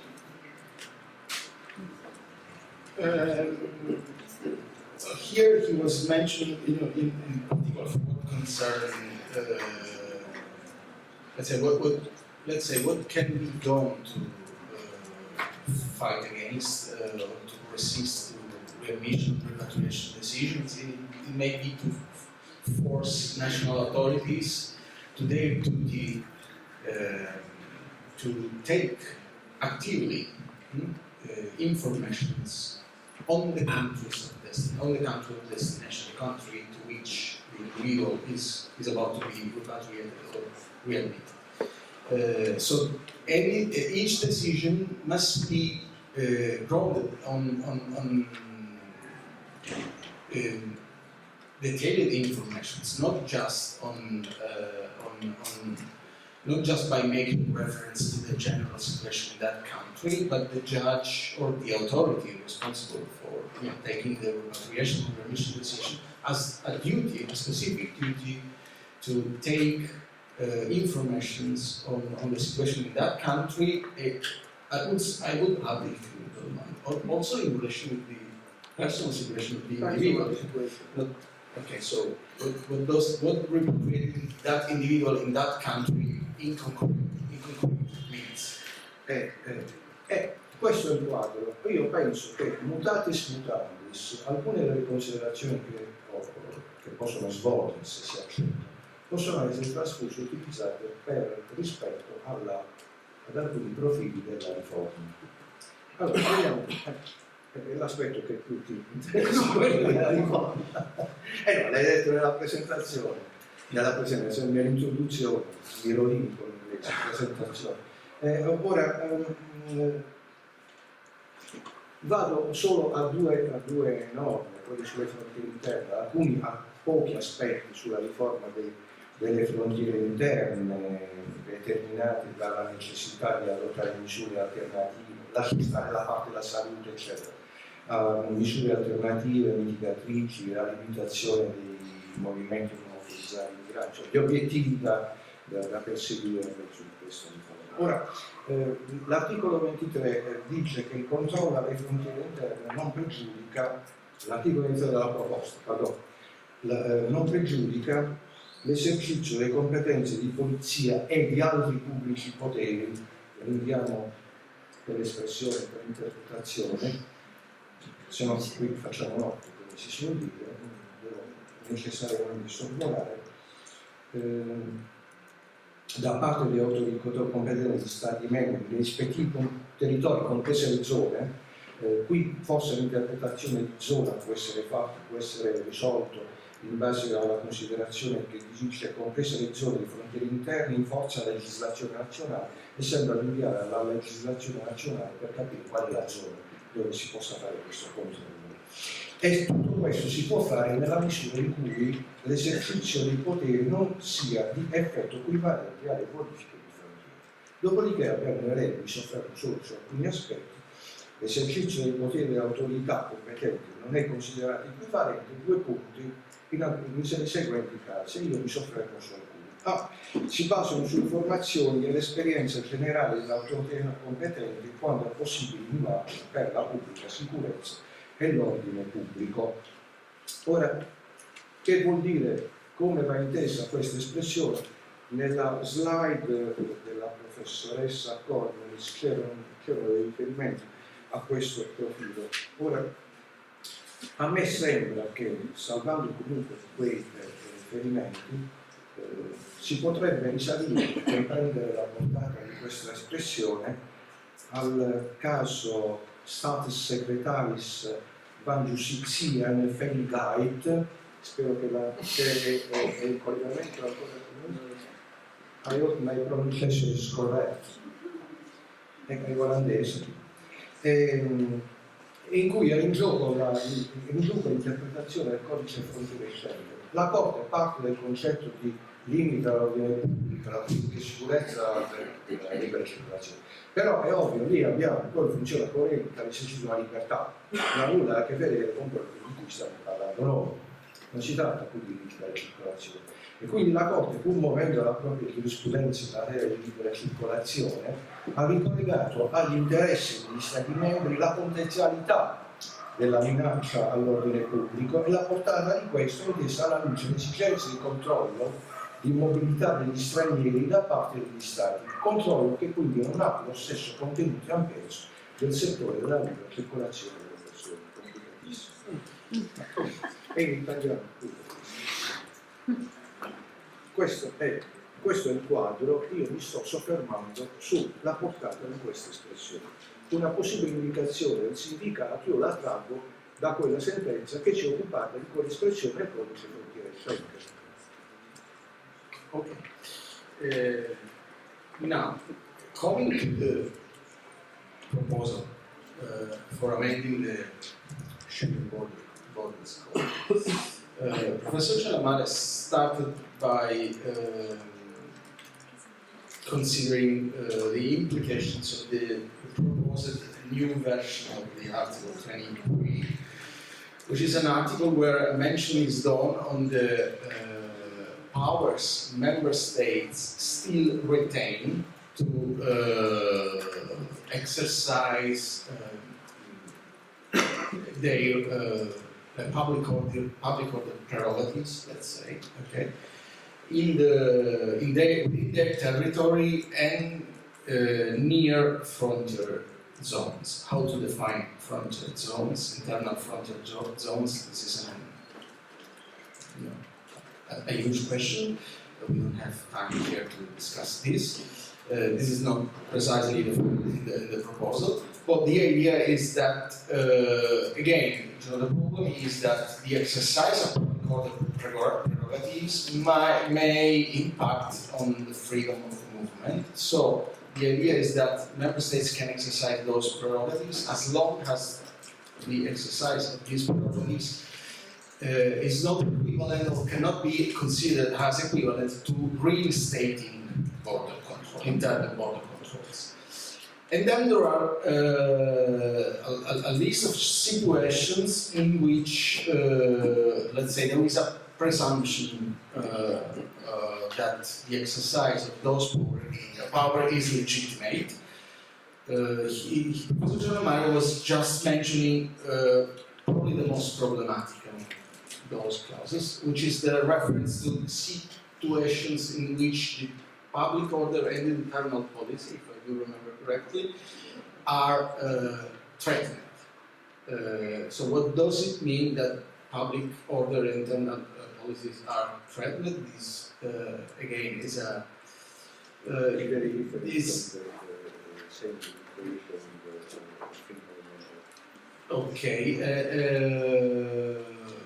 according to his opinion, there is a difference between the limitations to freedom of movement that can be enacted by member states and the limitations that can be enacted in cases in which public order and internal policies are threatened. Gli altri casi in cui non è equivalente è quando si lotta contro l'immigrazione illegale e dopo si aggiunge, ed è uno degli elementi che riecheggia il controllo alle frontiere esterne, si prevede la possibilità di uno Stato di far eseguire il controllo di sicurezza sulle persone nei poli di trasporto in forza della legislazione di uno Stato membro e sulla territorio ai vettori. Che mi ricorda che non è il controllo dei vettori non è un'invenzione delle Nazioni Unite dei regolamenti attuativi del ricavo, quindi sono abbastanza risalenti, dobbiamo andare indietro di parecchi anni per vedere dove stanno i questi controlli, quindi c'è da discutere molto o meno rispetto alla loro legittimità data abbastanza per scontato. Altro il problema di come è esercitato il controllo, altro la sua istituzione.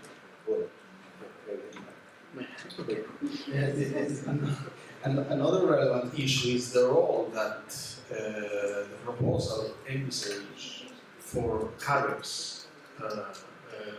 So the idea is that carriers, also private carriers, can implement controls within, you say police transport in Italian, I think the English version is transportation hubs. Transportation, so international railway stations or internal airports, national airports, international airports. So, which is something, again, which is not entirely new. We are well aware of the fact that carriers have a role in controlling mobility at external borders. Have had a role for a century. Say, starting from 1924 with the reform of the US immigration law, the role of carriers in controlling migrants arriving in the US was clear already at that moment. So nothing new here under the sun, but still, how to? Sorry, I'm expanding this, but this is a very interesting, it's a very interesting point. Who is going to be responsible for any branches of human rights?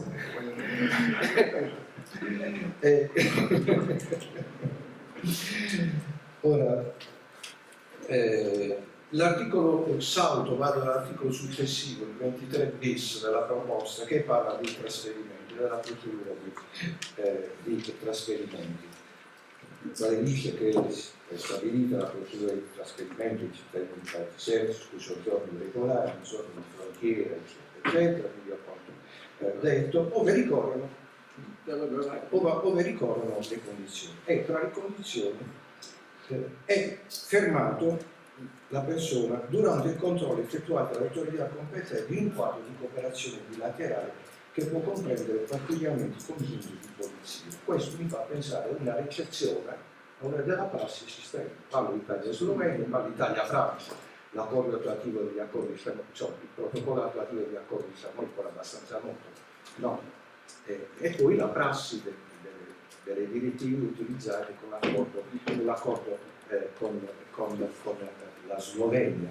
E poi si fa riferimento alla circostanza che tutto induca a credere che grazie alle informazioni messe a disposizione questa persona provenga direttamente dallo Stato. L'espressione direttamente mi richiama quella clausola di riammissione dei cittadini di Stati terzi nella parte in cui si fa riferimento agli irregolari provenienti direttamente, non alla circostanza che avessero il visto di quello Stato, che lo Stato avesse rilasciato il visto, ma che provenisse direttamente. Secondo me è una fotocopia e si è pensato di fare questa trasfusione, eppure è semplice. Una trasfusione, voglio, prima che me ne dimentichi, che è abbastanza, diciamo, anomala, per essere cortese. Se andiamo a vedere la giurisprudenza della Corte, me ne ero dimenticato, ecco sì, un po' di confusione. Nel caso Afune Arrib, dove la Corte distinse bene, una cosa sono i controlli alle frontiere esterne, un'altra cosa sono le metodologie di approccio dei controlli alle frontiere interne. Okay. When it comes to Article 23 bis, which is the other contractual provision included in the proposal, which is which deals with the particular with the transfers in the language of the proposal, like we are talking about readmissions between member countries. The basic arguments of Professor Chalamari is that this article is a consolidation of the practices already in place, and he was mentioning the Chambéry agreement between Italy and France, the agreement between Italy and Slovenia. So the idea that you can swiftly readmit to the country of transit the irregular migrant detected in the framework of joint patrols, when you have a clear indication that that migrant is directly coming from that country of transit. Again, this is in many ways an incorporation of the readmission agreements or of the practices also in use at the external border. So we are kind of incorporating border control practices which are currently in use at the external border. We are incorporating the practices at the internal border. Ben inteso, questi trasferimenti contro la norma non pregiudicano l'applicazione dell'articolo, la questione si complica, mi dispiace per sé, dell'articolo 6 dell'articolo 6 questo trasferimento lascia impregiudicati gli accordi e le intese bilaterali di cui all'articolo 6 della direttiva procedura. La direttiva procedura prevede che a riguardo alla decisione di rimpatrio dice che gli Stati possono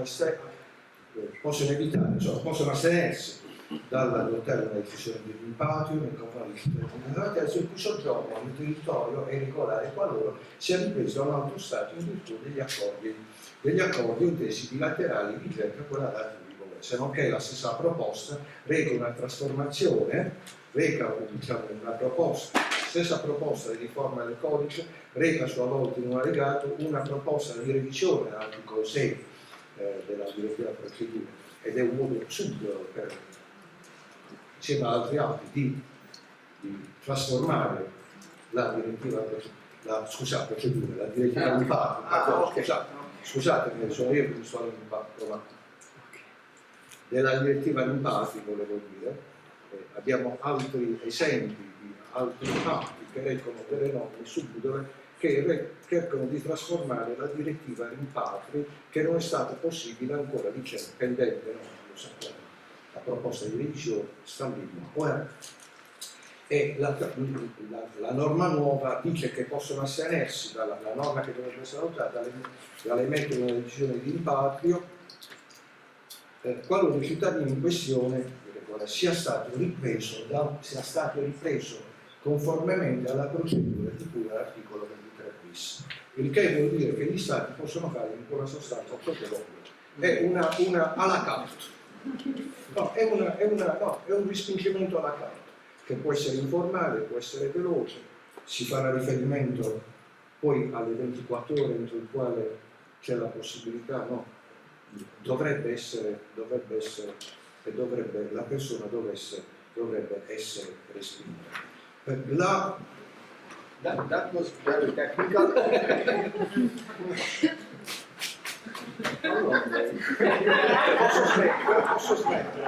Posso smettere quando vuoi. No, actually, it was a very interesting point, very technical point. The problem is the relations between the proposal, the amended Schengen Border Code and the Return Directive. So basically, member states can choose not to enact a repatriation decision when the individual is taken back pursuant to the procedure for readmitting or transferring migrants. Exactly, on the basis of the readmission. So basically, member states have different options. They can choose the more formal way, the more informal way. I mean, there is a... Però, Okay.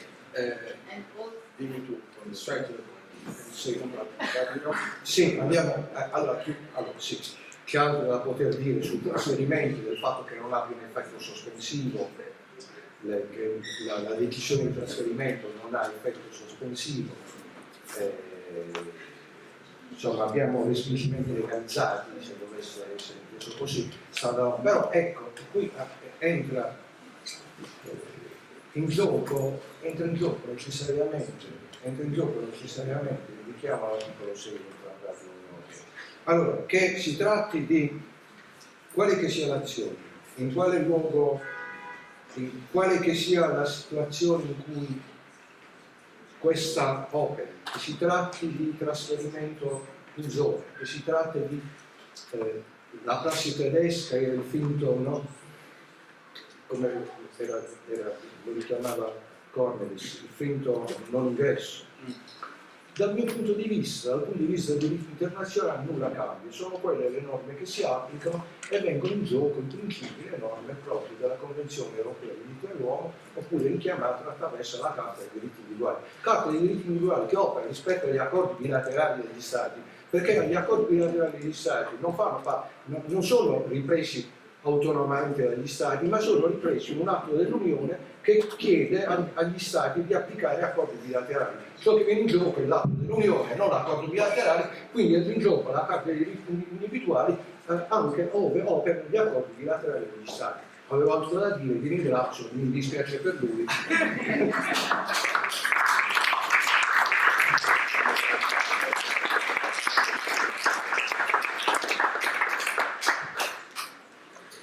Ok, vuoi votare? ok. I think we all need a break. Posso fare una nota del tempo, però.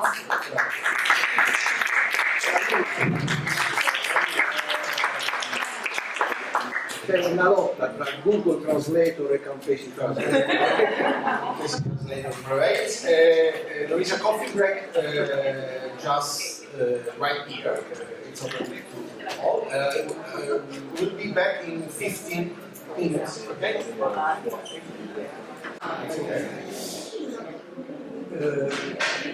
Please take your seat. Can you please tell you all close the door or tell the others?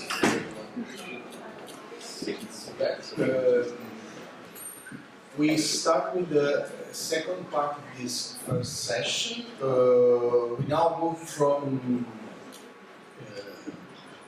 legal analysis of the two proposals. We had in the first part to the more social and political analysis of the implications of these two proposals on border control practices, or no, I would say also on the political geography of European border control policies. We have two presentations. We are very happy to have here Ben Kasperek from Monnet University, the Institute for European Ethnology. He's a well-renowned anthropologist working since years on the European border control regime and the European border control regimes. Recently has published a book on Frontex, an ethnography of Frontex, which unfortunately is still only available in German. Hopefully an English translation will come soon. Okay. I'm really eager to read that book. And Martina Tazioli, hope she able to hear us correctly. With a nice light in London. And she's, you are currently muted, but we will, when you already tried it. Yeah. Okay. So we will start with Ben, and then we will move to Martina Tazioli. Didn't say anything on Martina. Again, a well-renowned scholar, not much to say on her and her work. How to define her? Well, she is a reader in politics and technology. She's a political geographer. She's a philosophical background, and she has done very amazing and interesting work on border control practices over the last years. She's a point of reference for many critical scholars in migration, and again, really pleasant and happy to have her in this amazing panel. Let's start with Bern. Let's keep with the program. Let's start with Bern, and then we will move to Martina. Please, Bern, the floor is yours. It was on the whole time. Thank you very much for the invitation. Sorry, I have to arrange myself here. I'm very happy to be here, and I'm very happy to be able to join this discussion and this conference, which I think is, of course, very, very important. Thank you also for the introduction. What I will be trying to do is, based on my previous work, which, as you said, focused on the European border regime and the European Border Agency, Frontex in particular, there's a point I would really like to understand, and that is why we have such a proliferation of violence at the European borders in the last years, and why this violence goes unchecked. This is, I think, one of the big questions that we unfortunately have to deal with, and I think that we will need to find a response to it.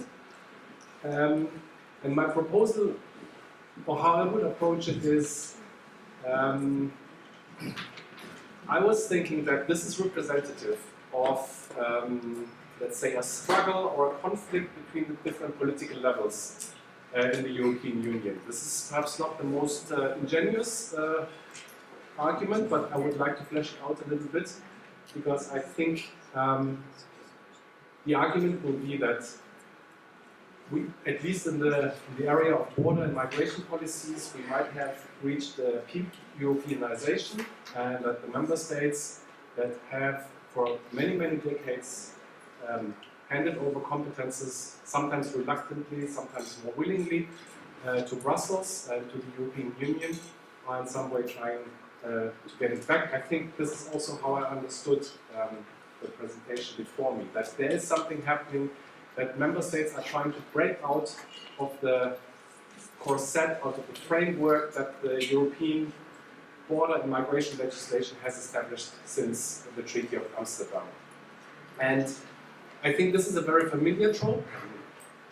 I don't think I have to say so much about it in Italy, that increasingly member states are trying to get out of European jurisdiction, or that they try to present the argument that national legislation should trump European legislation, which is of course not how it is. European legislation is above national legislation, member state legislation, and we have seen different models how to get out. So the most radical, of course, was Brexit. You know, we could discuss how successful this in the end was. I think this is a different question, but I think it might have served as a deterrent.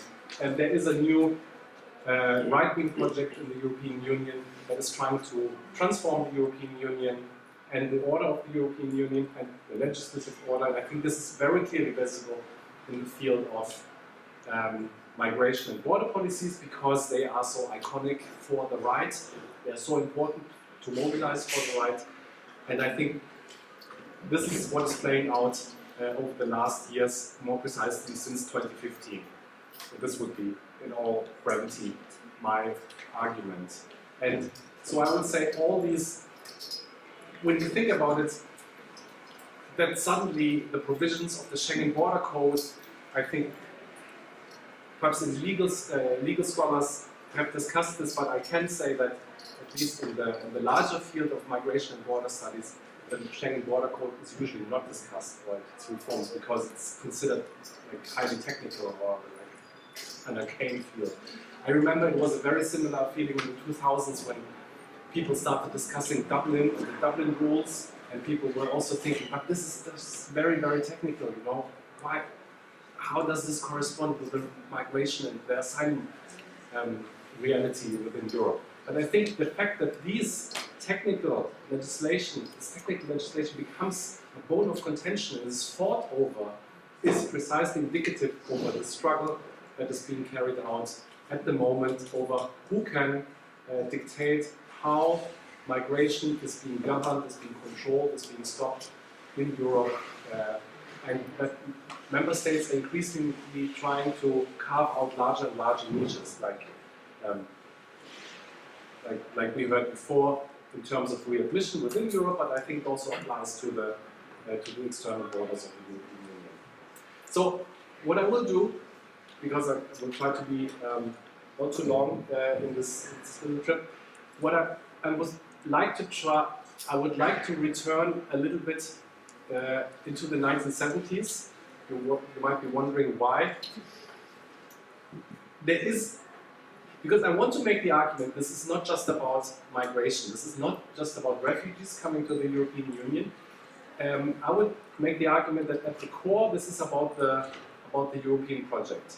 And in the 1970s, the European Commission, which was much smaller, which had much less competences than today, was already trying to get control of European migration policy, or migration policy in the member states of the European communities of that time.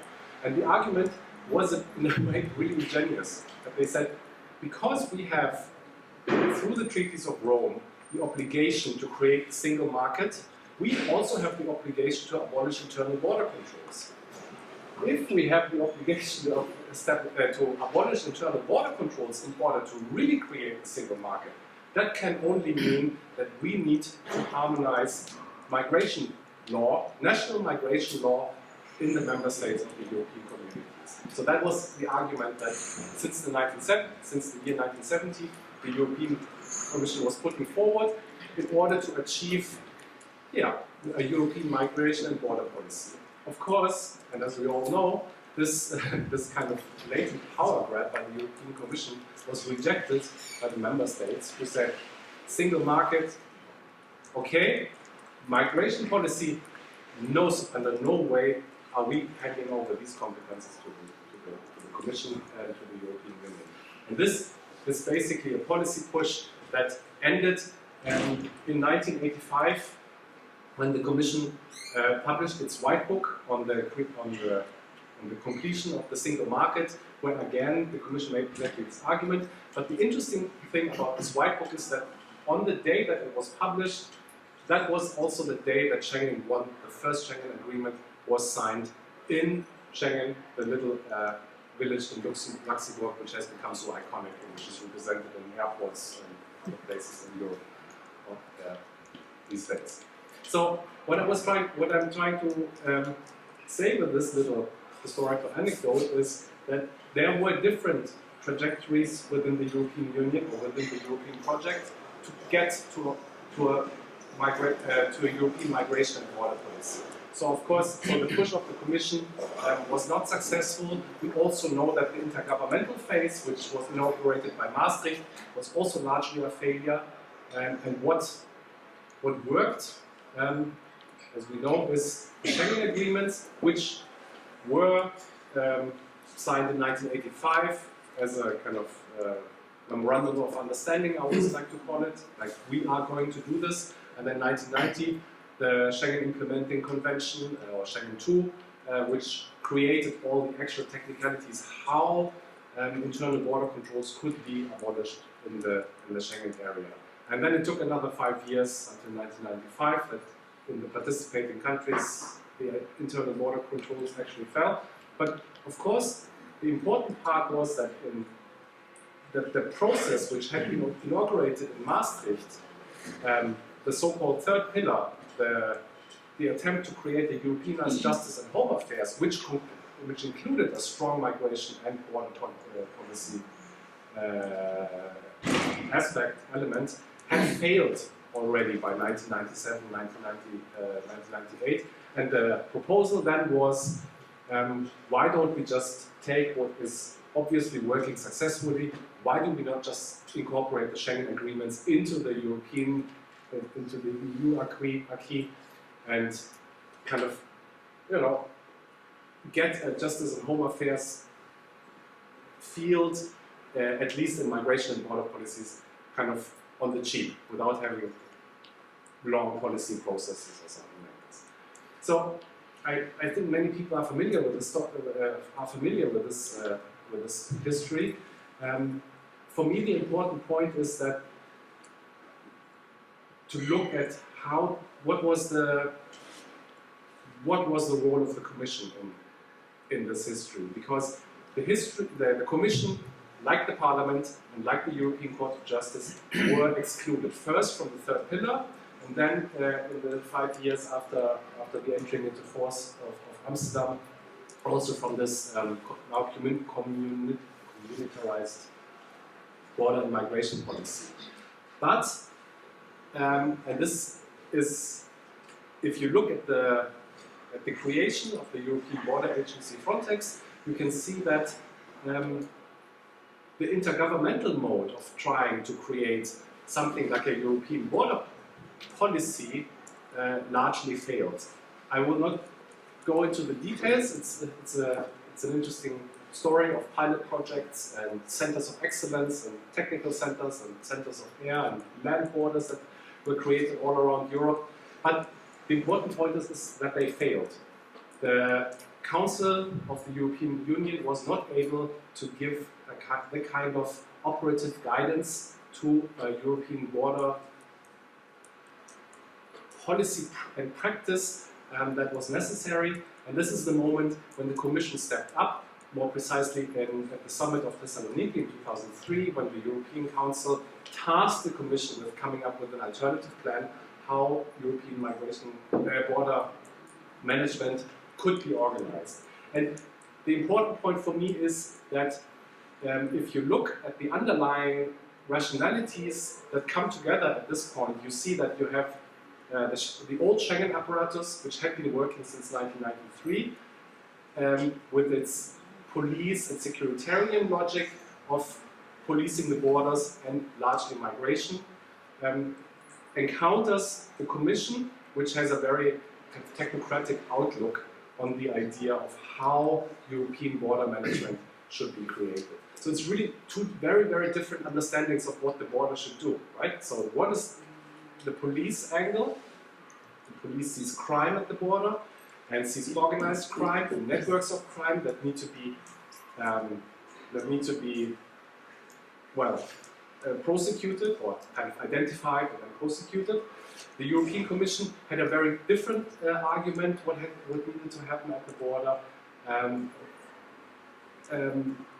I think, or I always try to make the argument that the proposal of the Commission was actually to create a different kind of border management, which was not beholden to the Westphalian ways of absolute national sovereignty at the border, which could also translate into violence as part of the monopoly of the state, but that the Commission proposed a much more rule-based and fundamental rights-respecting way of doing border.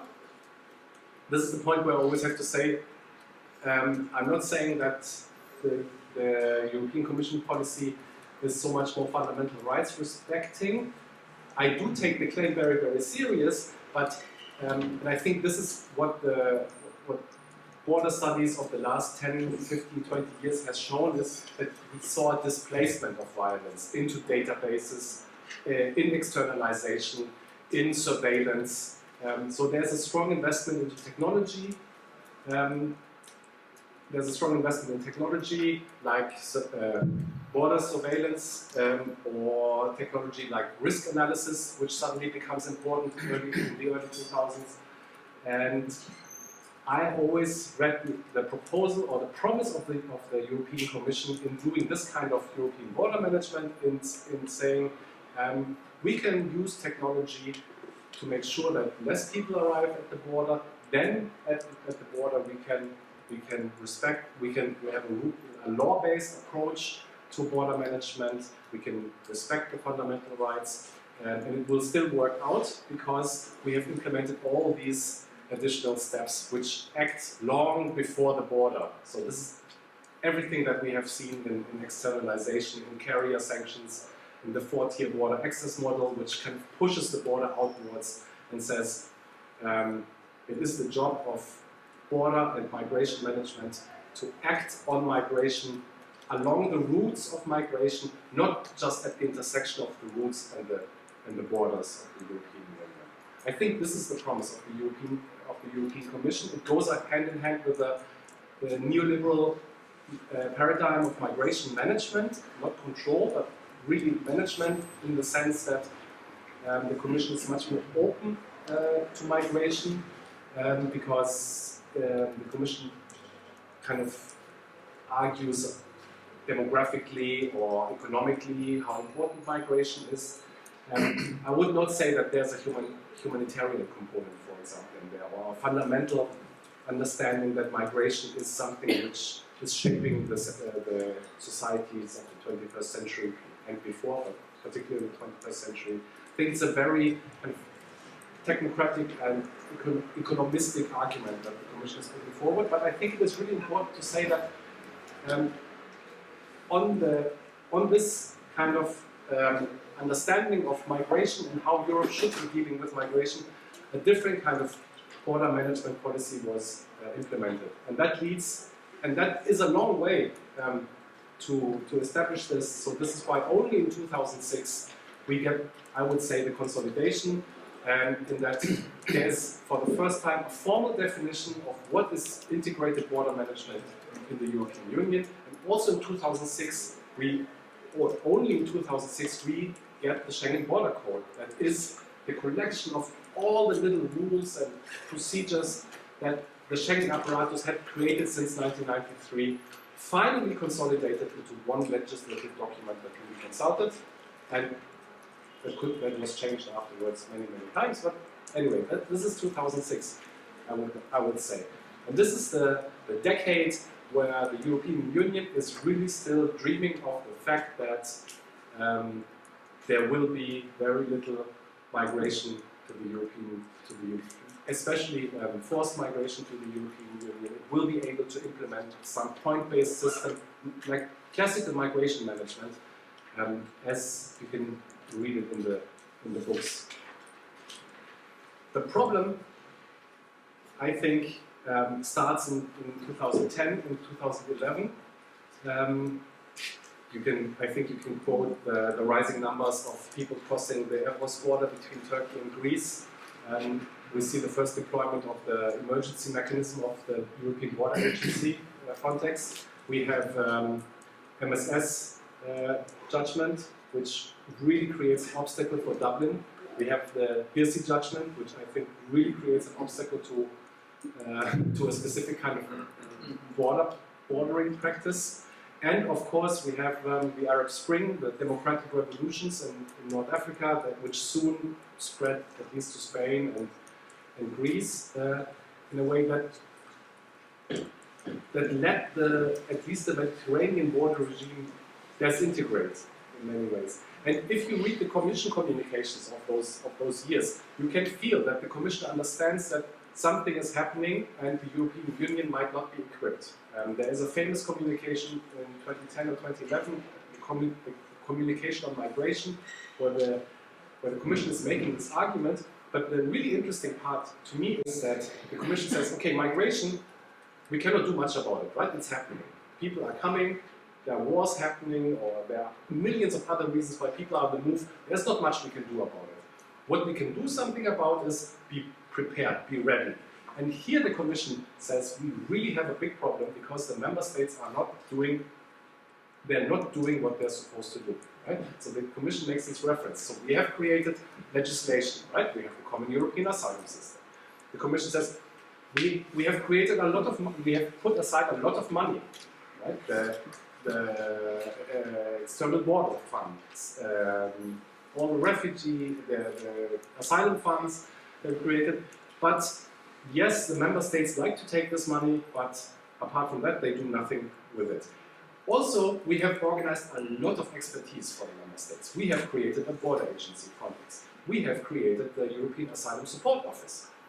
We have Europol, which can be useful in investigation of cross-border crimes. We have Eurojust, which could also be useful in doing migration and border management. But the Commission says, and it's really like parents that are kind of disappointed, we created all these toys, but nobody's playing with them.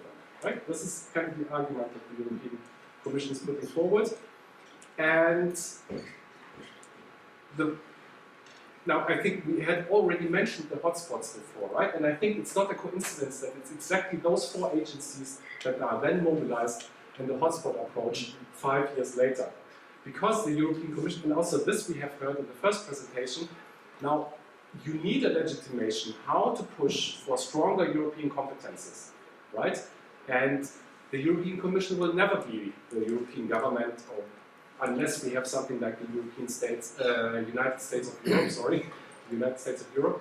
So the Commission also understands that there is a natural limit to the competences it can attain.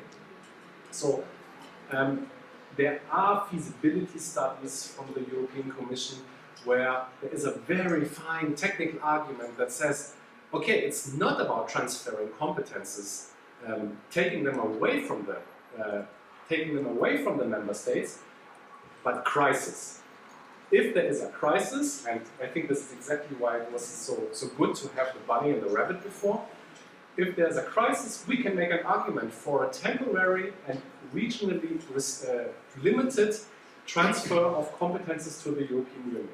This is, I think, precisely the hotspot approach that the Commission was arguing in 2015 before the arrivals on the Greek islands started going up. So the European agenda on migration, which is really about the hotspot approach, is addressing the crisis of Schengen as it has unfolded since 2010. It's not about 2015, I think. So this is kind of the furthest point that the Commission could go. We know that the hotspot approach was turned into something different, that it was turned into detention, that it was not the rapid registration and redistribution of asylum seekers from the shores of the Greek islands or from Lampedusa and Sicily to the rest of the European Union, that became infrastructure of detention and containment and infrastructure of deterrence and torture in a way.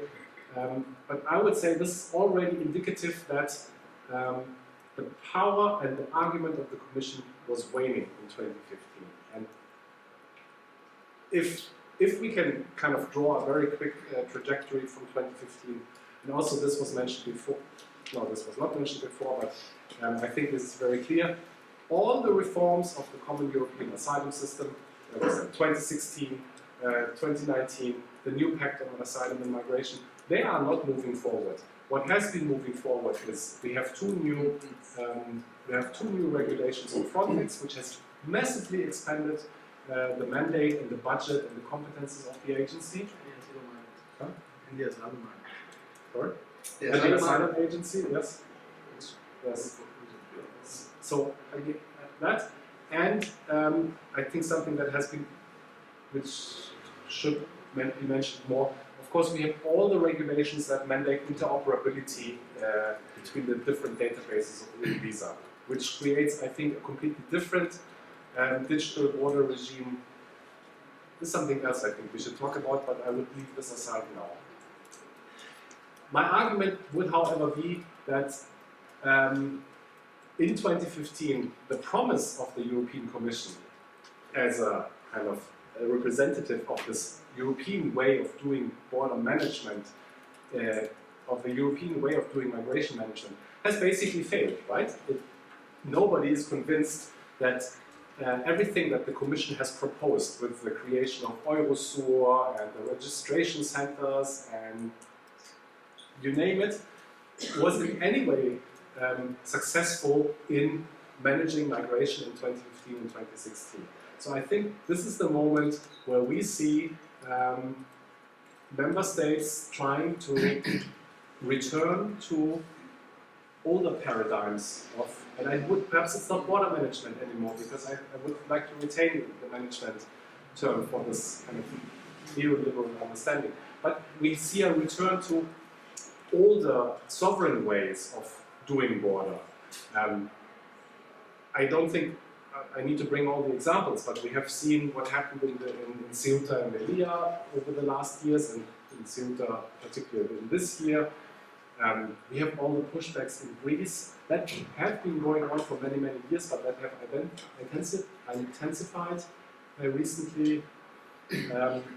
Of course, we have the more brazen attempts by Hungary to put pushbacks into legislation. Again, trying to trump European legislation through national legislation, trying to legalize pushbacks and a denial of access to the asylum system. And of course, the whole brutal border spectacle which is taking place at the Polish-Belarus border since last year. And I think, so there's these two different ways of trying to deal with it. Either by putting it into national legislation and kind of challenging the Commission to make an infringement procedure, which is not happening at the moment, or the more covert ways, as we can see them, for example, in Croatia and particularly also in Greece. But I really think that the discussions we are having right now around these different reforms of these very technical laws, they are indicative of these attempts by different member states of the European Union to undo the border management rationality that the European Commission had been putting forward for the last 20 years. And if you allow me one last remark, I think the whole scandal we have seen around the European Border Agency, Frontex, is also indicative of this, because I think this is exactly where the agency has been caught, because the agency, especially under its former executive director, Legeri, was always making the argument that they are beholden to the member states, so they are supposed to support the member states in their border management efforts. And if member states are carrying out pushbacks, that means that Frontex has to support them, even if it's kind of not acknowledged explicitly. But we know that this is what the agency has been doing. And this creates, in my mind, a really, really weird situation. I know that the Commission always insists that Frontex is not a law enforcement agency. But whatever. I would still say that this creates a really, really weird situation that we have a European law enforcement agency which does not feel responsible for enforcing European law at the European borders. This is the situation that we have right now, and I think it is exactly this. On which side does the agency stand, right? Does it enforce European law? Does it enforce the Schengen border code, which really does not allow, which really does not want pushbacks, not even walls and fences at the border line, or does it support the more violent older ways that have been coming back over the last years at the European borders? I think this is what is playing out at the moment, and I'm very happy that I can be here today, because I think this is exactly also a discussion that we need to, that I would really like to lead with people that understand more of law and jurisdiction than me, jurisprudence than me, I can't even say the proper words, that understand more of law and jurisprudence than me, because I wonder what is the implication for, and I mean, I know there's a penalty law, I really wonder what is the implication for strategic litigation and for trying to pursue respect for fundamental rights or respect for human rights, if by design we see more and more zones of a specific kind of lawlessness being created at the European borders by European and national institutions that are supposed to uphold the law. I think this is an important discussion that we should lead, and again, thankful very much for the invitation and the possibility to be here. Thank you.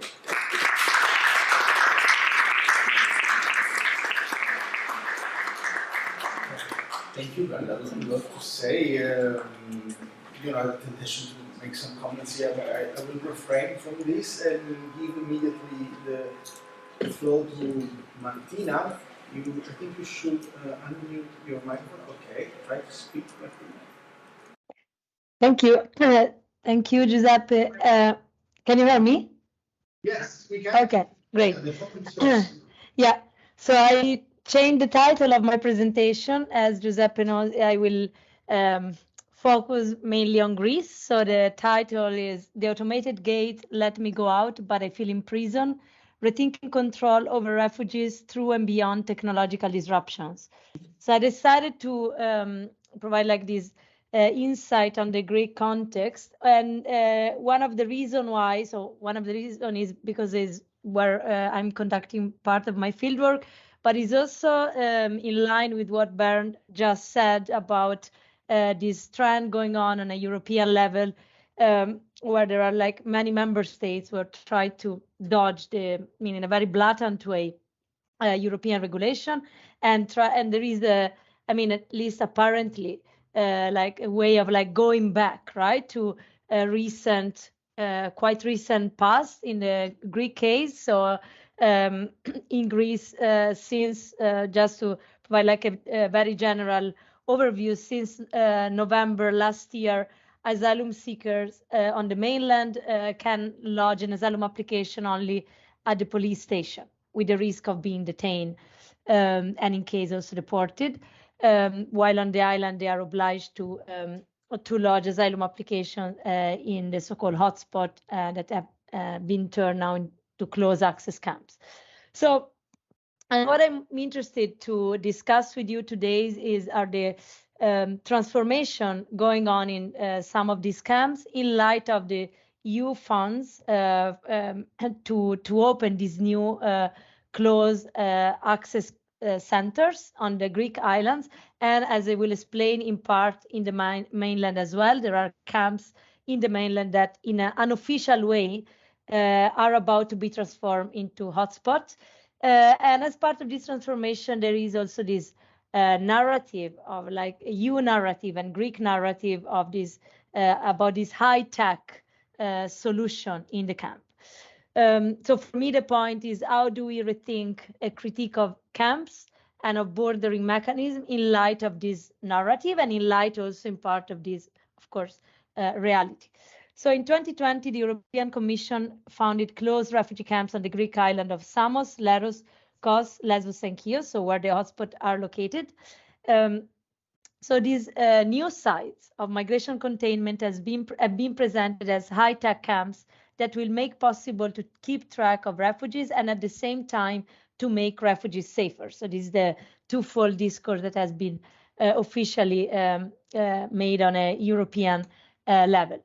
I mean, in the camp of Samos is the only one that has been officially opened. Leros and Kos are about to be open, while Lesbos, the construction of the new camp just started, and in Chios is very much behind. So when the closed camp in Samos was inaugurated in September 2021, it was promoted by both European and Greek authorities as a model camp to replicate elsewhere, both in Greece and in Europe. So the EU-funded project has been object of criticism by journalists, NGOs, and human rights organizations, which pointed to the risk of enhanced and pervasive surveillance over refugees. This kind of technologized surveillance would be enacted on refugees through cameras installed in the camps and through automated gates, so these turnstiles at the main entry, where people who live inside the camp would have to swipe their asylum card. In Greece, asylum card is digital since last year, and put their fingerprints to go in and out. So in so doing, every passage, right, is tracked. But also, importantly, the entry and exit of workers, NGO workers in the camp. So the automated gates have been installed also in the camps of Rizzona and Malakasa on the Greek mainland in the Attica region, relatively close to Athens, although to date only the automated gates in Malakasa are active, the other are not working. So as part of this criticism, EDRI has, for instance, contended that this fits a broader trend of the European Union pouring public money into a dystopian and experimental surveillance project which treat human beings as lab rats. But however, what does it happen behind and beyond these automated turnstiles? Indeed, I suggest that this almost exclusive focus on the high-tech and automated control in camps has contributed to sidelining the critique of modes of confinement that are going on, also new modes of confinement that have been implemented in Greece through the implementation of, through administrative measures and bureaucratic procedure, as well as through very arbitrary checks. So there is this tendency going on of like replacing a critique of bordering mechanism with criticism centered on bias, surveillance, discrimination, and data privacy that are at the forefront, right, in this criticism of the high-tech in the camps, and more broadly of the so-called techno, what scholars have defined as techno-humanitarianism. And for me, the main concern of this exclusive focus, right, raised, mobilized by many NGOs, but also scholars and journalists, is that we tend to look precisely at what the European Commission invites us to look at, right? So look at the gates, look at these wonderful gates installed that make refugees safer, and we will also contribute to keep them under control. And the criticism has been the reverse side, saying, look, there is this risk of surveillance. So arguing this doesn't mean dismissing the risk associated to the implementation of artificial intelligence and algorithmic-driven system in camps and in the asylum system at large. Rather, for me, the point is to question the extent to which exclusive attention to the so-called techno-humanitarianism leads us to circumscribe our understanding of control over refugee lives in terms of tracking and monitoring. And jointly push us to craft critique of migration confinement and humanitarian control through the exclusive lenses of discrimination and surveillance. And I mean, thinking control in terms of discrimination and surveillance is a specific way of understanding control that I think has become like really central with the implementation of this technology, so that we tend to look at how borders work in a differential way through the lens of discrimination, right? So I think that is important to prevent this way of seeing migration like a state, right? By not taking for granted the implementation of technologies, and by not looking at what states, as well as Migration Agency and the European Commission, encourage us to pay attention to. And this is not only because some of these technologies have not been implemented yet, right? So this is easy to find out. In many of these camps, as I mentioned, for instance, in the camp of Malacasa, they have been implemented, even if until a few months ago they were not working at all. In Rizzona, they are not functioning, but who knows, as camp managers also declared, we have no idea, we have no clues. The European Union just gave us the money, and these gates have been installed, but these won't change in practice the work that we do on the ground. So for me, it's important to ask how and in which forms is control exercised on refugees beyond tracking, and how to rethink the critique of refugee carcerality in light of the implementation of this technology. So in which way this technology contribute to enhance, right, modes, carceral modes that, however, are not narrowed to full detention nor to surveillance tracking. And in which way an exclusive focus on technology overshadow a critique of bordering mechanisms. In this respect, as the anthropology Barbara Pinelli has, in my view, aptly contended, an attentive gaze cannot limit itself, I'm quoting, to interpreting the most obvious forms of control and surveillance. In the first place, it is necessary to delve beneath the ostensible freedoms and concessions, as well as the imaginaries of humanitarian regimes, to understand how this also operates in a way that is not only ambiguous and ambivalent, but also violent in its own right. So, first of all, I think it's important to underline how in Greece, and I'm speaking about Greece because I think Greece is a case in point, there has been to some extent a sort of bad test, right, of the European Commission fantasy about governing migration, even if I think it's important not to overstate this paradigm, and I'm quite reluctant in using, some scholars, journalists have used the term laboratory to describe the Greek context. I'm not that sure, in the sense that for me what is interesting about Greece is precisely this entanglement of small experimentation, in particular not of high tech at all, as I will explain, but of low tech, in case very low tech, with procedures that are still to be done in person, very much in person, and is precisely this physical presence that at the moment represent a problem for many migrants because they are not able to travel, right? But so I think we cannot simply generalize the Greek context, but I think is interesting because it provides a lens for understanding some transformation that might happen soon with the EU Pact on Migration. And from this point of view, it's also important to remark that Greece has introduced some of these measures right before.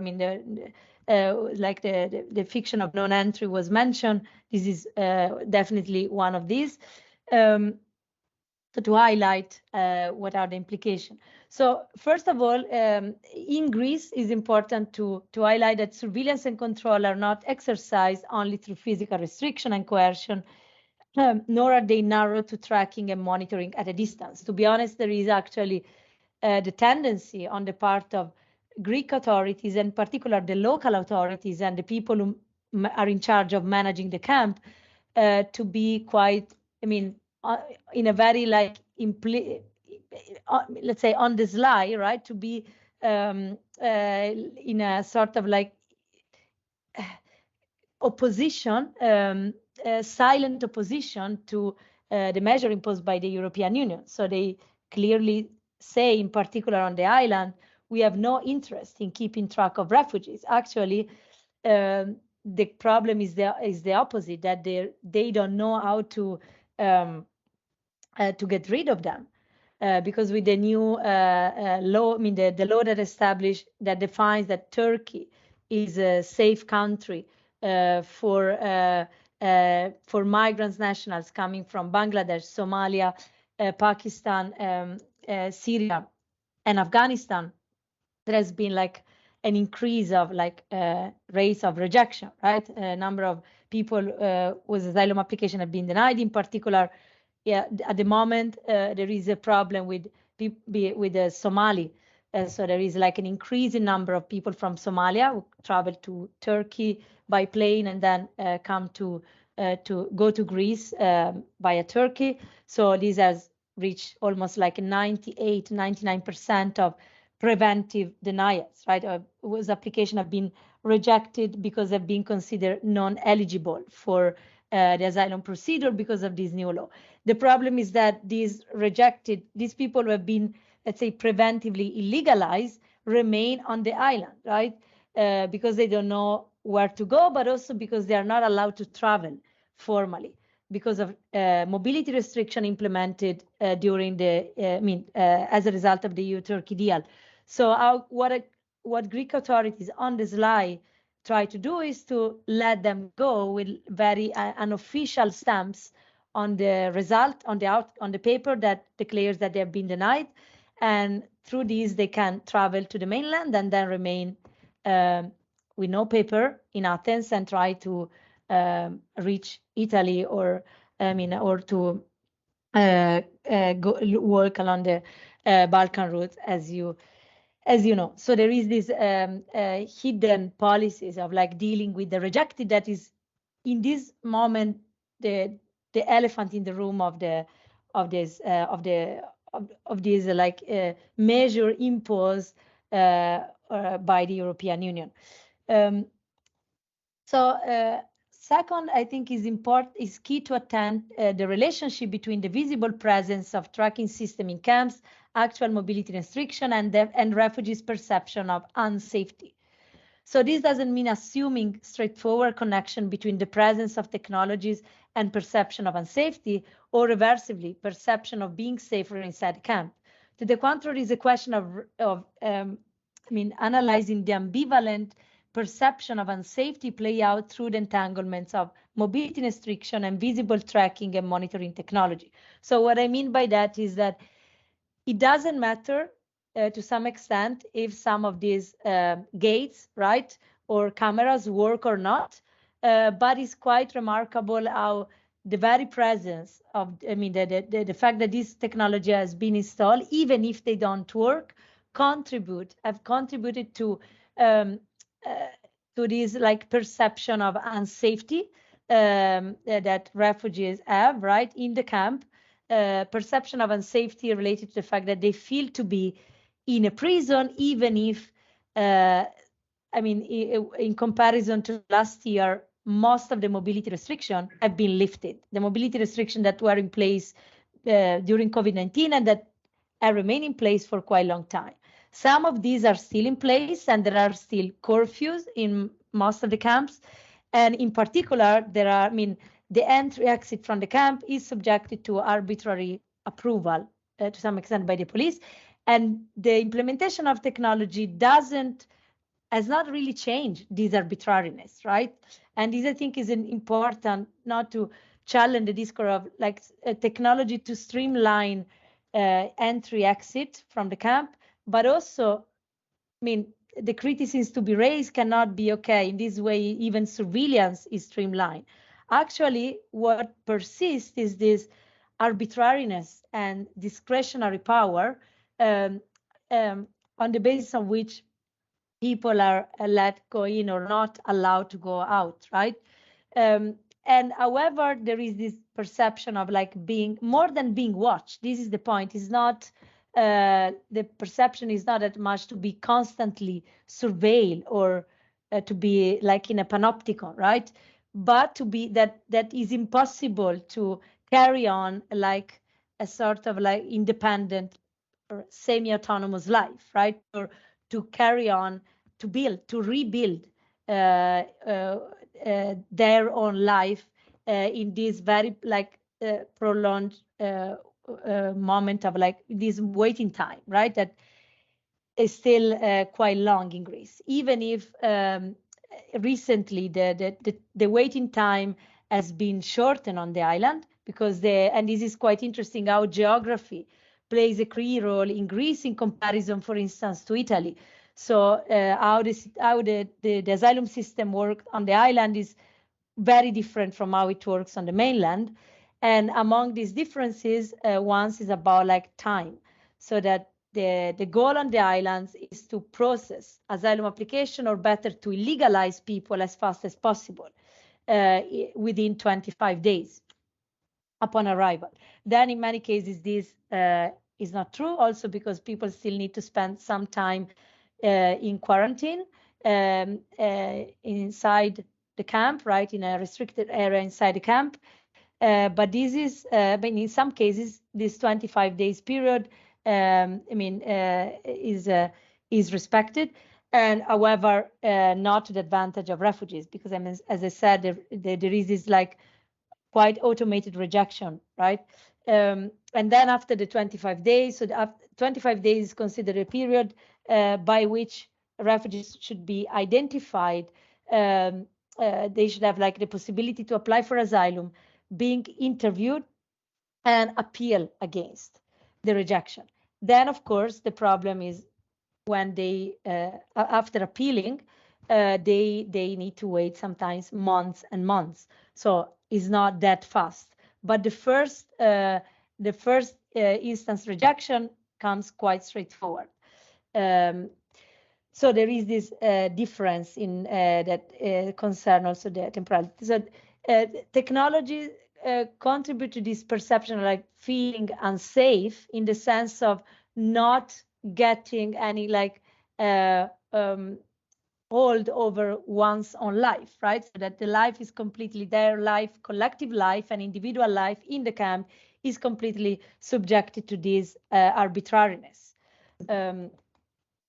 So while these technologies are supposed to streamline border controls and the logistics of humanitarianism, they're constantly actually subjected to glitches and disruption, and they are implemented and used in a very uneven, arbitrary way by the police and by camp authorities. However, this should not lead us to conclude that they fail, right? Actually, they enhance this governing through unevenness, discretionary power, and arbitrariness. So since 2015, with the start of what European member states define as a refugee crisis, Greece has been in the spotlight due to the arrival, as you know, of Syrian escapees, and the opening of the hotspot on the island, the contested EU-Turkey deal. And in the last few years, there has been, by far less media attention, in particular after COVID-19, right? That has allowed Greek authorities to some extent to implement measures with that completely like do not comply, right, with the European standard. But at the same time, the European Union, so while there is definitely no control, right, now then these technologies are also how, the people are treated upon arrival. The European Commission has pushed on this, like, for opening these new close control camps that, however, according to the European Commission, should not be fully closed. So they make this distinction. These are not detention centers because, in fact, in principle, asylum seekers are allowed to go in and out during the day. Samos is considered this model camp, as I said. The reality, in the other camps is is very different, is very uneven. In Lesbos, there are no automated gates yet. This will be in the new camp. Everything is like only, I mean, through police checks. In other camps on the mainland, they start to use it. What is interesting is that this camp, so the idea behind these automated gates is not that much to immobilize people inside, but to control who come inside. So to restrict access within the camp.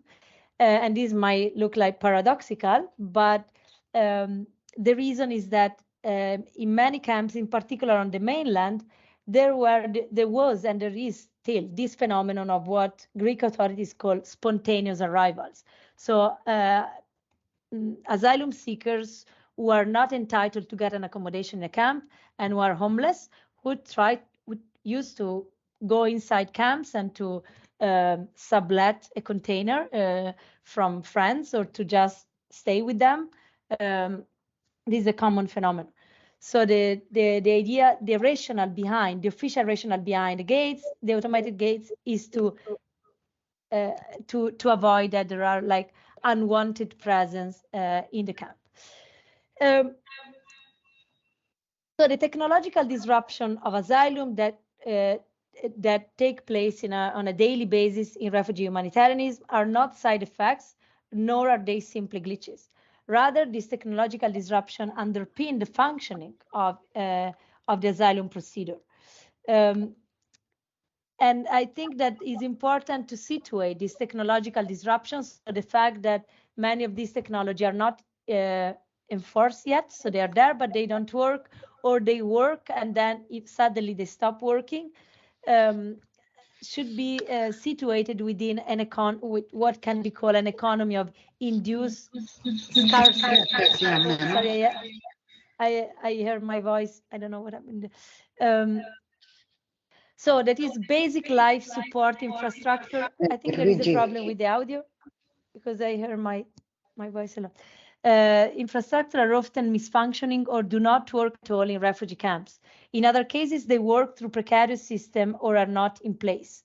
And it's quite interesting to look at simultaneously at these technology that are considered like high tech, right? Very experimental, and that are most of the time do not work yet or are only in few camps, with a broader broader understanding of technology and other more routinized technologies that instead are very much used, and like infrastructure that are failing, right? So there is this that you can see this infrastructural clash. On the one hand, these technologies, these gates, right, that are there and you don't know if they work or not, where refugees need to put their fingerprints in order to enter the camp. And on the other, the fact that in many of these camps, there are constant failures at the level of like running water, electricity, right? So this is the paradox that many NGOs also denounce.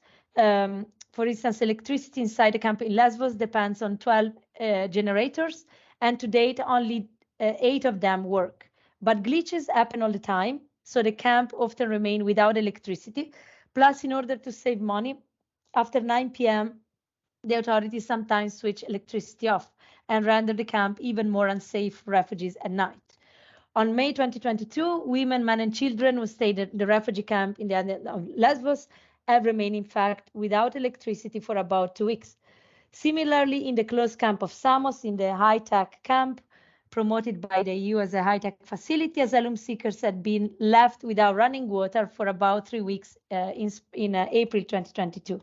So there is this kind of like clash between on the one hand, implementation of high tech, and on the other, this constant infrastructural failure, which is like a signal, right, of this humanitarian withdrawal. And this humanitarian withdrawal is not just a coincidence, but is part of this attempt by Greek, and I would say indirectly European authorities, to govern by through this economy of, so by depleting refugees, right? So what two scholars referring to quite different contexts, Brett Nielsen and Ned Rossiter, define as extracting more from less. Extracting more doesn't mean extracting economic profit directly. This is, of course, also the case, but it's not only about capitalizing over refugees through private actors that implement new technologies, but also to keep these people in a state of protracted dependency and a kind of paradoxical dependency on humanitarian actors that they cannot really satisfy because these resources are constantly withdrawn, right? So on the one hand, they are not allowed to carry on autonomous activities. For instance, in many camps, they are not allowed to cook food on their own. And the justification is that these can produce like fires in the camp. So no possibility of an autonomous life. It's very difficult for many to go to school outside the camp, even because now, for instance, in Lesbos, for the first time, so it's the first year that the school has been put inside the camp. So this gives a sort of like informal justification to the authorities to say there is no need for you to go out, kids, because you can stay inside. So on the one hand, this impossibility of building an autonomous life beyond the camp, but on the other, this protracted dependency that, however, is based on this politics of scarcity. So and for me, it's interesting to underline that the point is not only that migrants are fully detained inside, because this is no longer the case, right?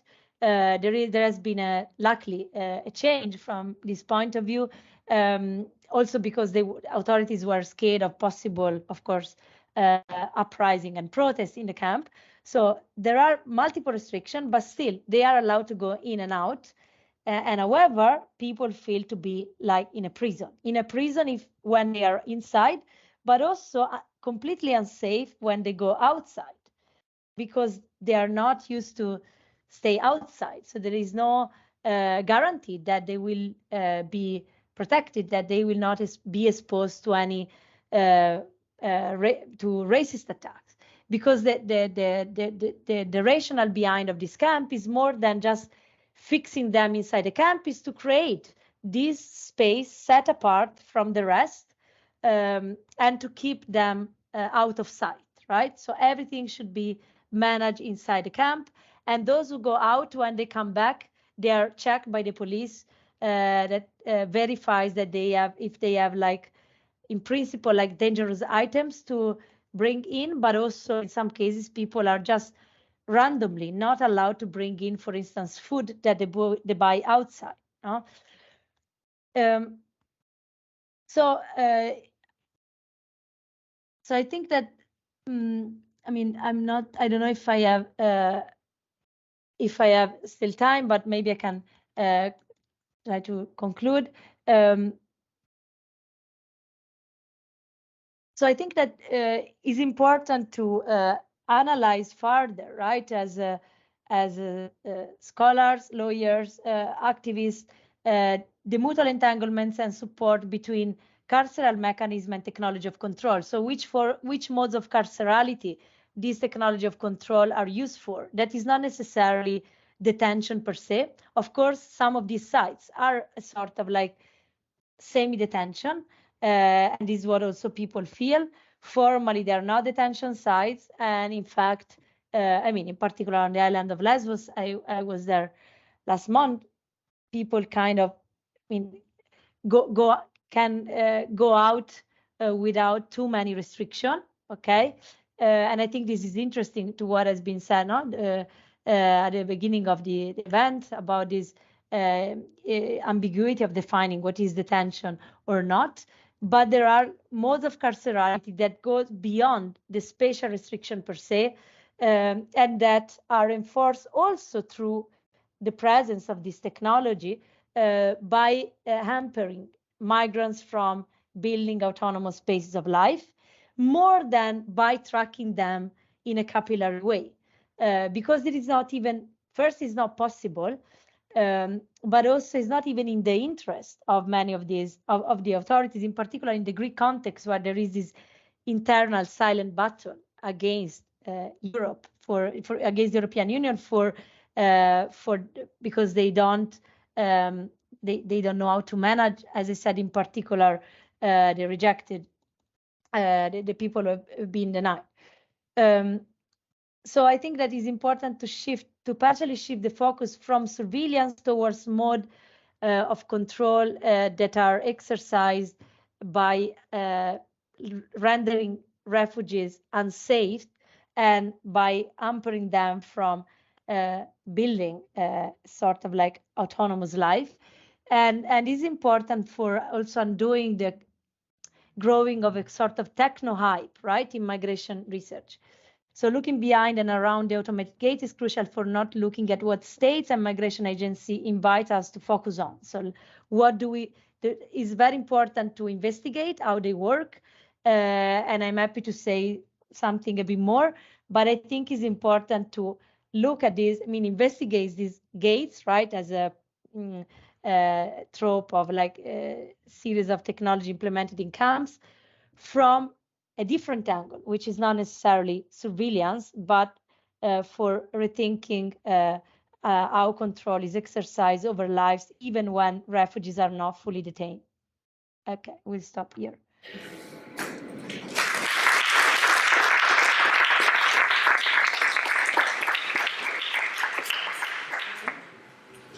Thank you, Martina. Then I have a lot of comments and questions on both presentations, but again, I would like to hear, since I will have the opportunity to talk with them at dinner, and maybe the opportunity to also engage in discussions with Martina pretty soon on these issues. So maybe for those in the public who wants to ask something or comment on something which has been said, this is the moment, so I will give you, I will save this space for questions from the public, if there is any otherwise. Any questions? Comments? Gentlemen? Yes. Okay. Well, I want to, first of all, I'm Gianna Maralda, and I want to thank all the panelists for a very interesting contribution. I have actually a little question for each of them. May I? Is Galina still in online? Galina, I don't think Galina is still okay, here. because she had a Martina, very... are you hearing people talking from the public? Okay, great. Gemma, you can. Yes, Galina, I just... No, Galina is not here. Oh, she's not. I'm sorry. She's not. Oh, okay. Martina and well, all right. We'll do the present panelists. Let me start with Professor Chalamare, and since first from here, I'm very intrigued by. Oh, forse devo fare in italiano. Well, let's go in Okay, English. let's say that I'll do both. Okay, so I'm very intrigued. This sort of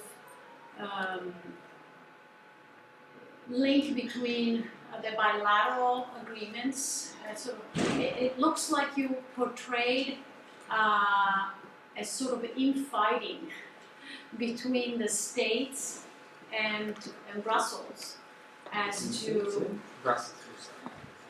Brussels being the supranational, a continuous pull, tug of war between the states and Brussels as far as jurisdiction and control of what the state can do with respect to readmissions, repatriation, returns, and I wanted to ask you to maybe elaborate a little bit, because it wasn't, to me it wasn't, I didn't really understand with respect to the bilateral, why is and I think you did mention it, but I'd like you to re-emphasize the informality.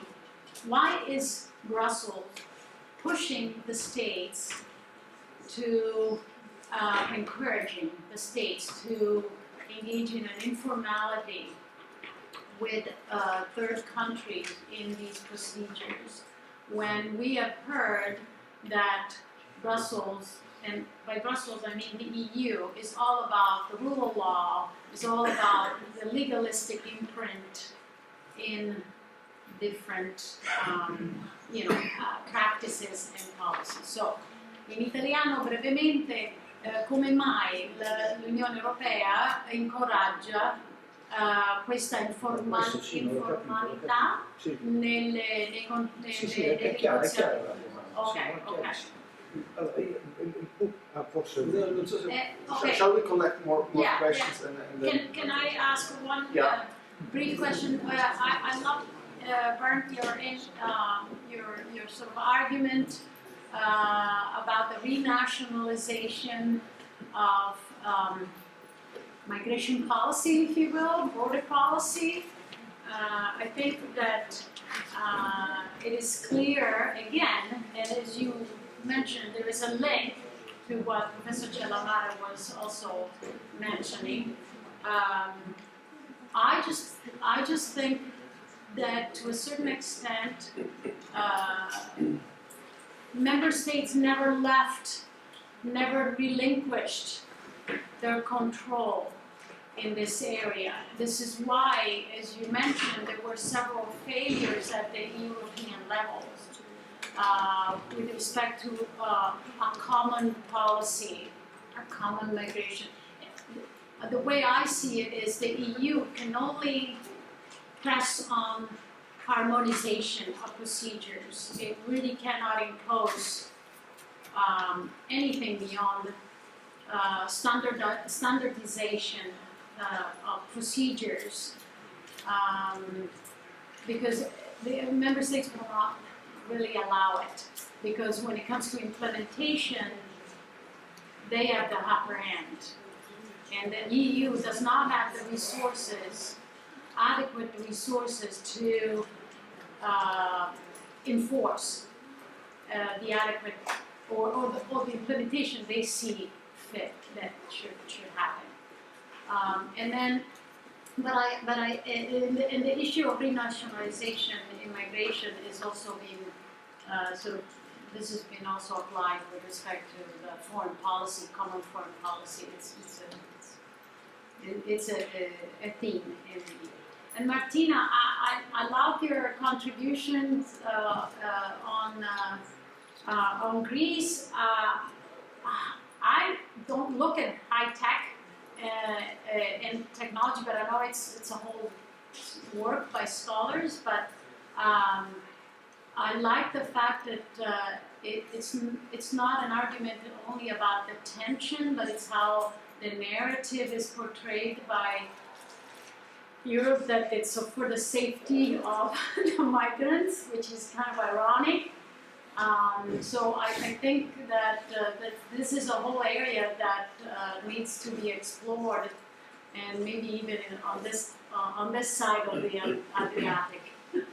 So I think, if you can make maybe a couple comments, if you have any sort of examples on this side, as far as what Italy has done with respect to high tech and surveillance on the ground. Thank you. It would be a short question to you, Bernd, and a comment, but maybe the comment we can discuss it over dinner. So kind of like the question would be, you mentioned at the beginning that there's a proliferation of violence. What I didn't understand was what exactly proliferates. Is it national policies? Is it laws? Is it practices? And from where to where exactly does it proliferate? Does it proliferate from member state 1 to member state 2 and so on? Or does it proliferate from a member state into the proposals of the Commission? So I wasn't sure what exactly and where from where proliferates.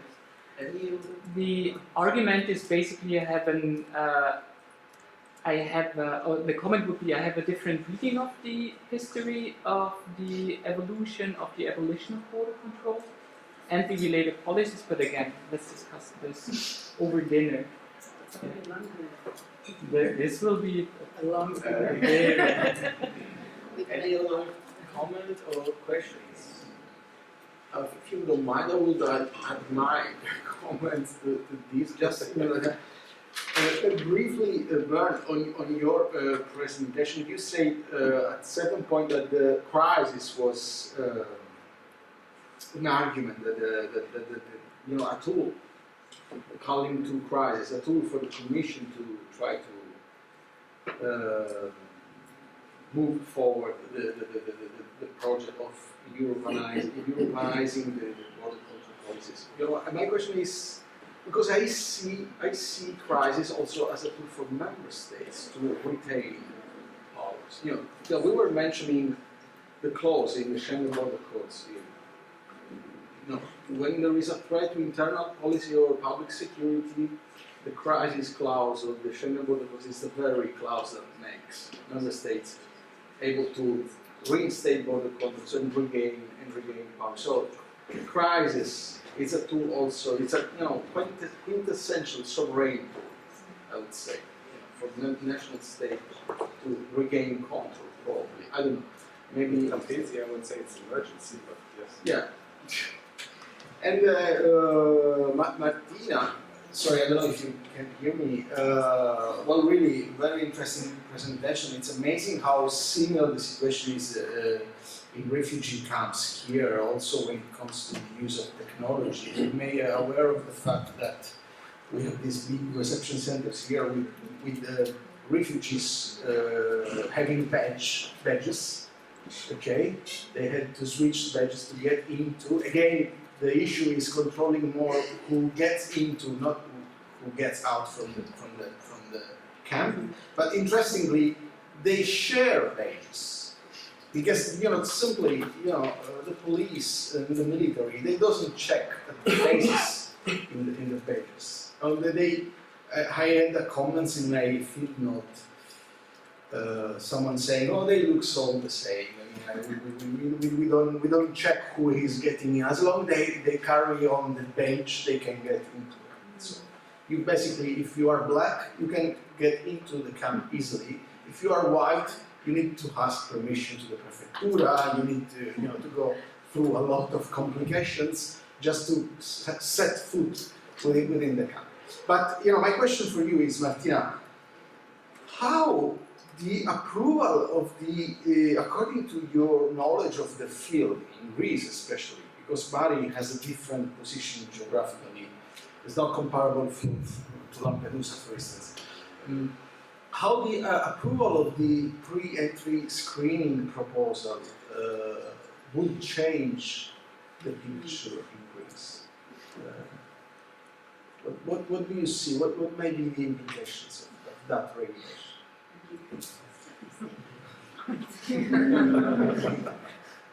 Okay, Gianni, we want to start? Sì. Non voglio portarla alle lunghe, però bisogna partire dall'idea che sia dell'Unione Europea prima. Io la considero un'organizzazione internazionale evoluta, molto evoluta, molto integrata, in cui nella quale gli stati, i governi hanno la loro centralità. Queste sono le basi a cui muovo io. Non dico che una qualsiasi organizzazione internazionale, ma non faccio salti. Se pensiamo alla Brexit, se pensiamo a vicende recenti, insomma. Ora il punto è che da una mera analisi veloce dell'attività dell'Unione Europea emerge che il punto centrale, se non l'unico, quella più importante è il controllo dell'immigrazione irregolare. Quando si è aperto la seduta inaugurale del Global Compact, ci fu un intervento della Presidente della Commissione che disse molto in modo preciso, se non tra le righe a noi interessa la questione del controllo dell'immigrazione regolare. Detto questo, a ciò si aggiunga che dal mio punto di vista l'Unione Europea non ha mai fatto, se vediamo le attività di Frontex o altre di Europol che possono, a cui faceva riferimento lui, che possono venire in intersezione con Frontex, ma se vediamo quelle, l'Unione Europea, propriamente nel settore migratorio, non ha mai fatto nulla che si possa conferire direttamente all'Unione Europea. Ha organizzato l'attività degli Stati, di molto spirito. Ha posto le basi normative per l'attività degli Stati. Ora, quando l'Unione Europea va a stipulare accordi di riammissione, lei con gli Stati terzi deve dare qualcosa in cambio. No?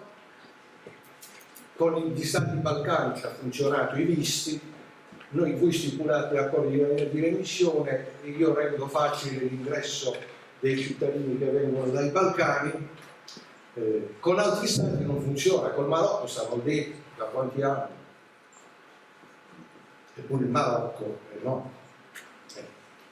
Inutile che da parte degli Stati diventa molto più facile, quindi, come dire, avere un contatto diretto, un contratto diretto con i singoli Stati con cui stipulare gli accordi di riammissione in funzione delle proprie esigenze, senza che noi sappiamo oltretutto questi accordi che cosa contengono e con chi sono stipulati.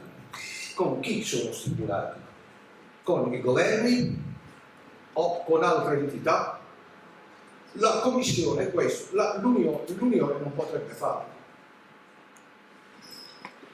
In più è molto più veloce così. E si può sempre dire che non sono accordi e che valgono finché valgono.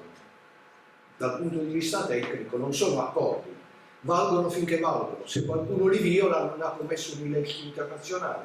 Da questo punto di vista a me sembra che ci siano i presupposti per poter agevolare. Se poi questo è compatibile o no con altre, però bisogna andare cauti su quest'altro aspetto, cioè su cosa possono questi strumenti o altri atti giuridici, o altri strumenti di soft law su quali non sono trattenuti, quali effetti possono avere, perché se andiamo a vedere la giurisprudenza della Corte di Giustizia, non è che la giurisprudenza della Corte di Giustizia di fronte a un atto di soft law dice non serve a niente, no, riconosce alcuni effetti giuridici, ancorché in senso sfavorevole agli Stati membri. Quindi diciamo è abbastanza comodo. D'altro canto gli Stati sono loro che pongono limiti a un'attività, cioè gli Stati è troppo facile dire che Bruxelles e poi stanno gli Stati. Per me non quadra. La Commissione sì, è un gruppo che sta di per sé, ma non è che sia completamente immune dall'influsso degli Stati. La Commissione può proporre ciò che vuole, ma se gli Stati non danno seguito, per cui gli aspetti costituzionali, gli Stati non danno seguito, gli aspetti costituzionali dei diritti individuali non gliene importa. E chiudo, pensare alla direttiva rimpatri, la proposta di revisione della direttiva rimpatri, sto andando ad altro, ma per dare il senso, la proposta di revisione della direttiva si ripete tutto quando si va a vedere qual è il trattamento delle persone non rimpatriabili, coloro che non possono essere andati indietro perché gli accordi di riammissione non funzionano, e bisogna valutare, vengo anche aggiungo, se funzionano di più gli accordi bilaterali oppure gli accordi di riammissione dell'Unione Europea.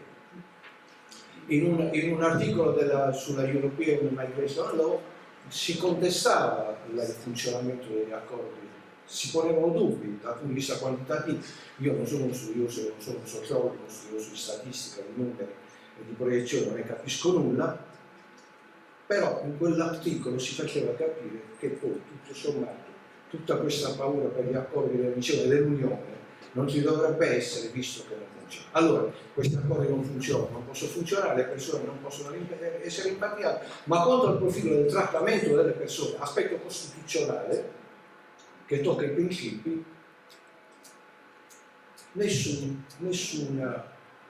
hai voglia la Commissione a dire però se facciamo così ognuno procede per i fatti suoi, qui favoriamo dei movimenti interni,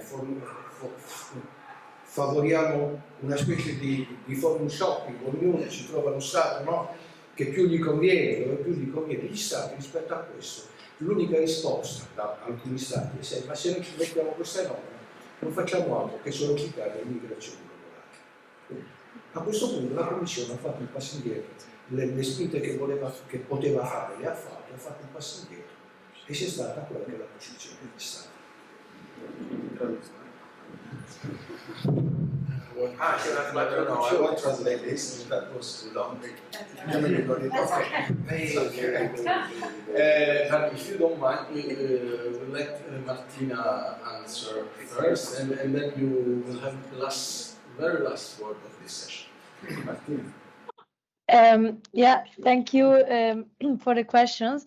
So I don't know if I understood the first question, which was more a comment, right? About the interest in doing like a parallel research on technology on the other side of in Italy, right? But I don't know if there was a clear question about it. But I will come back to that.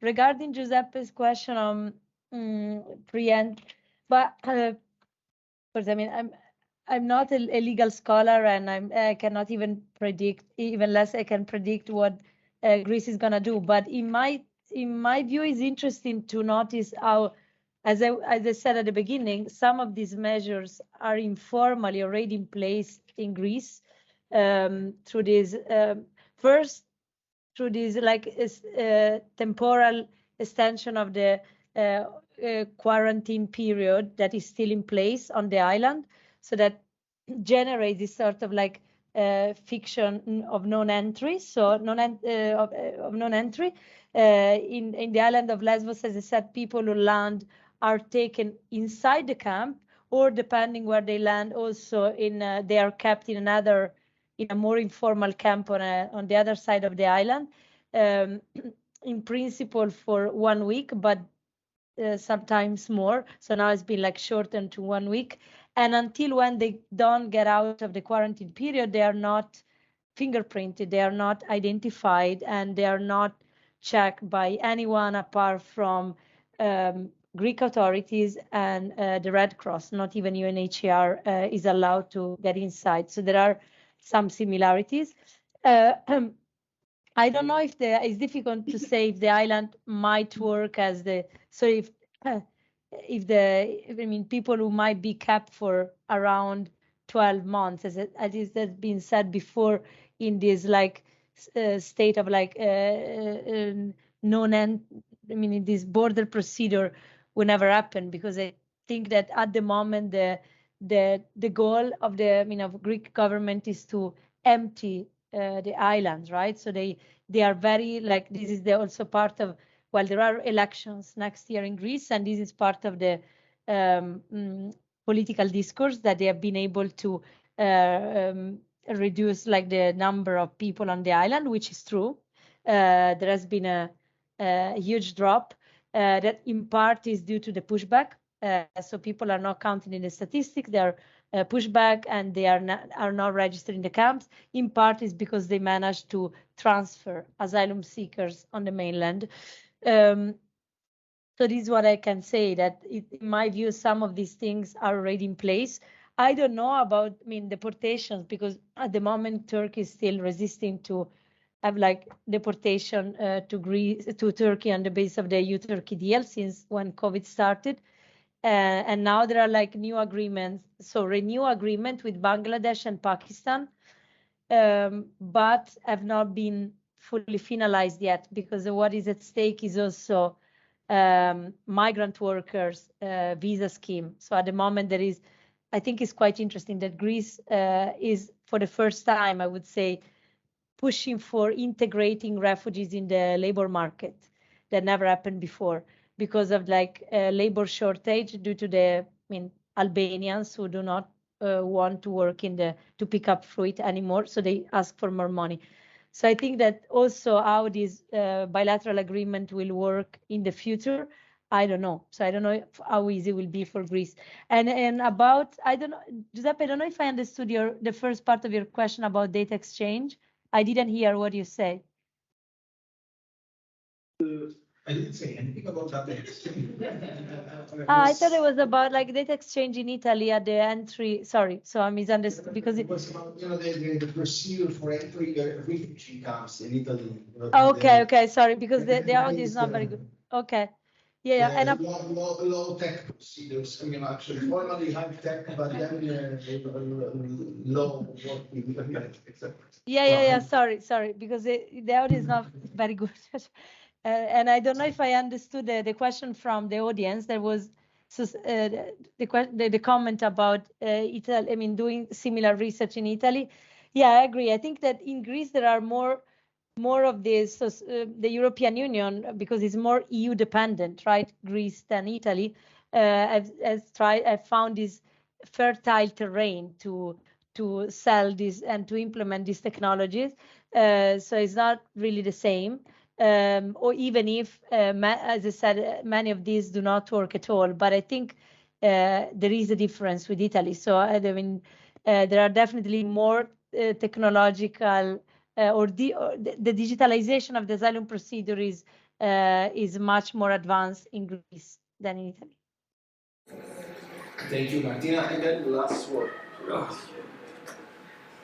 Okay. First of all, this will be an interesting dinner. Great. I'm really looking forward to this. There is, on the question of renationalization, I think there was a moment in the 2010s, and this is, I think, important for the context of the European Union, because just to speak about kind of the supranational level on the one hand, and the member states on the other hand, is a false, I think it's not complex enough. I'm mostly pointing at myself here.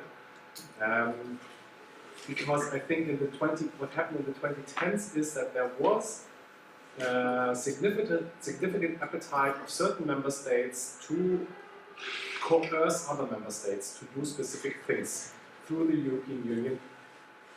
That definitely is true for the Euro crisis.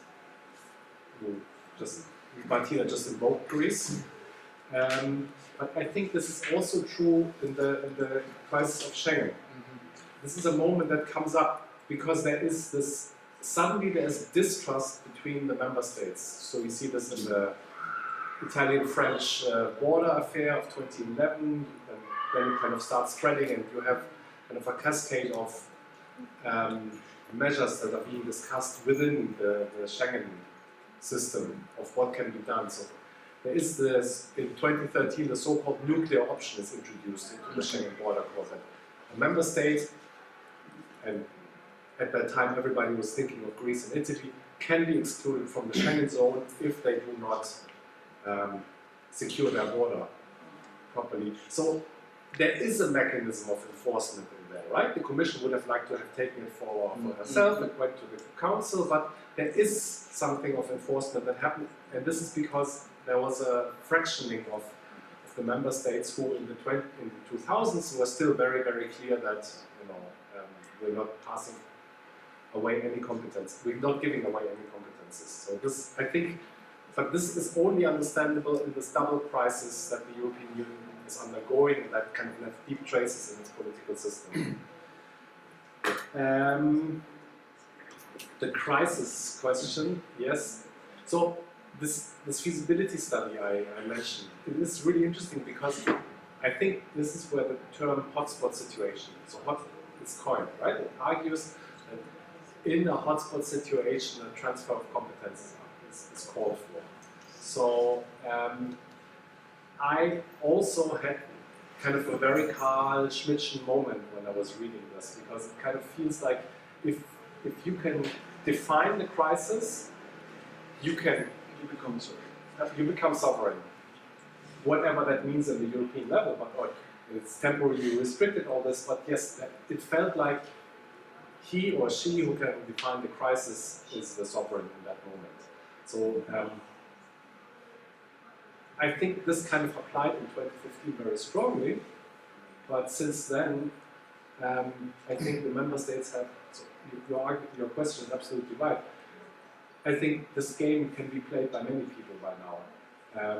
For example, we had this crazy situation in March 2020 at the Evros border, right? And Greece was very fast to proclaim herself as the defender of Europe. Suddenly getting von der Leyen to pick up, like, using the Greek term aspida, shield, which is a reference to a much older military police operation in the Greek border context. So there, it was definitely not the Commission that defined the crisis, but it was the Greek state and put it to very good use. I think we have something similar now at the Polish-Belarus border. And you see, this is perhaps to come to your question, I think this is playing out on many different levels. So this whole instrumentalization proposal, the emergency measures for Poland, and now the proposal to put it inside the Schengen Border Code. This is how I would read this as like an attempt to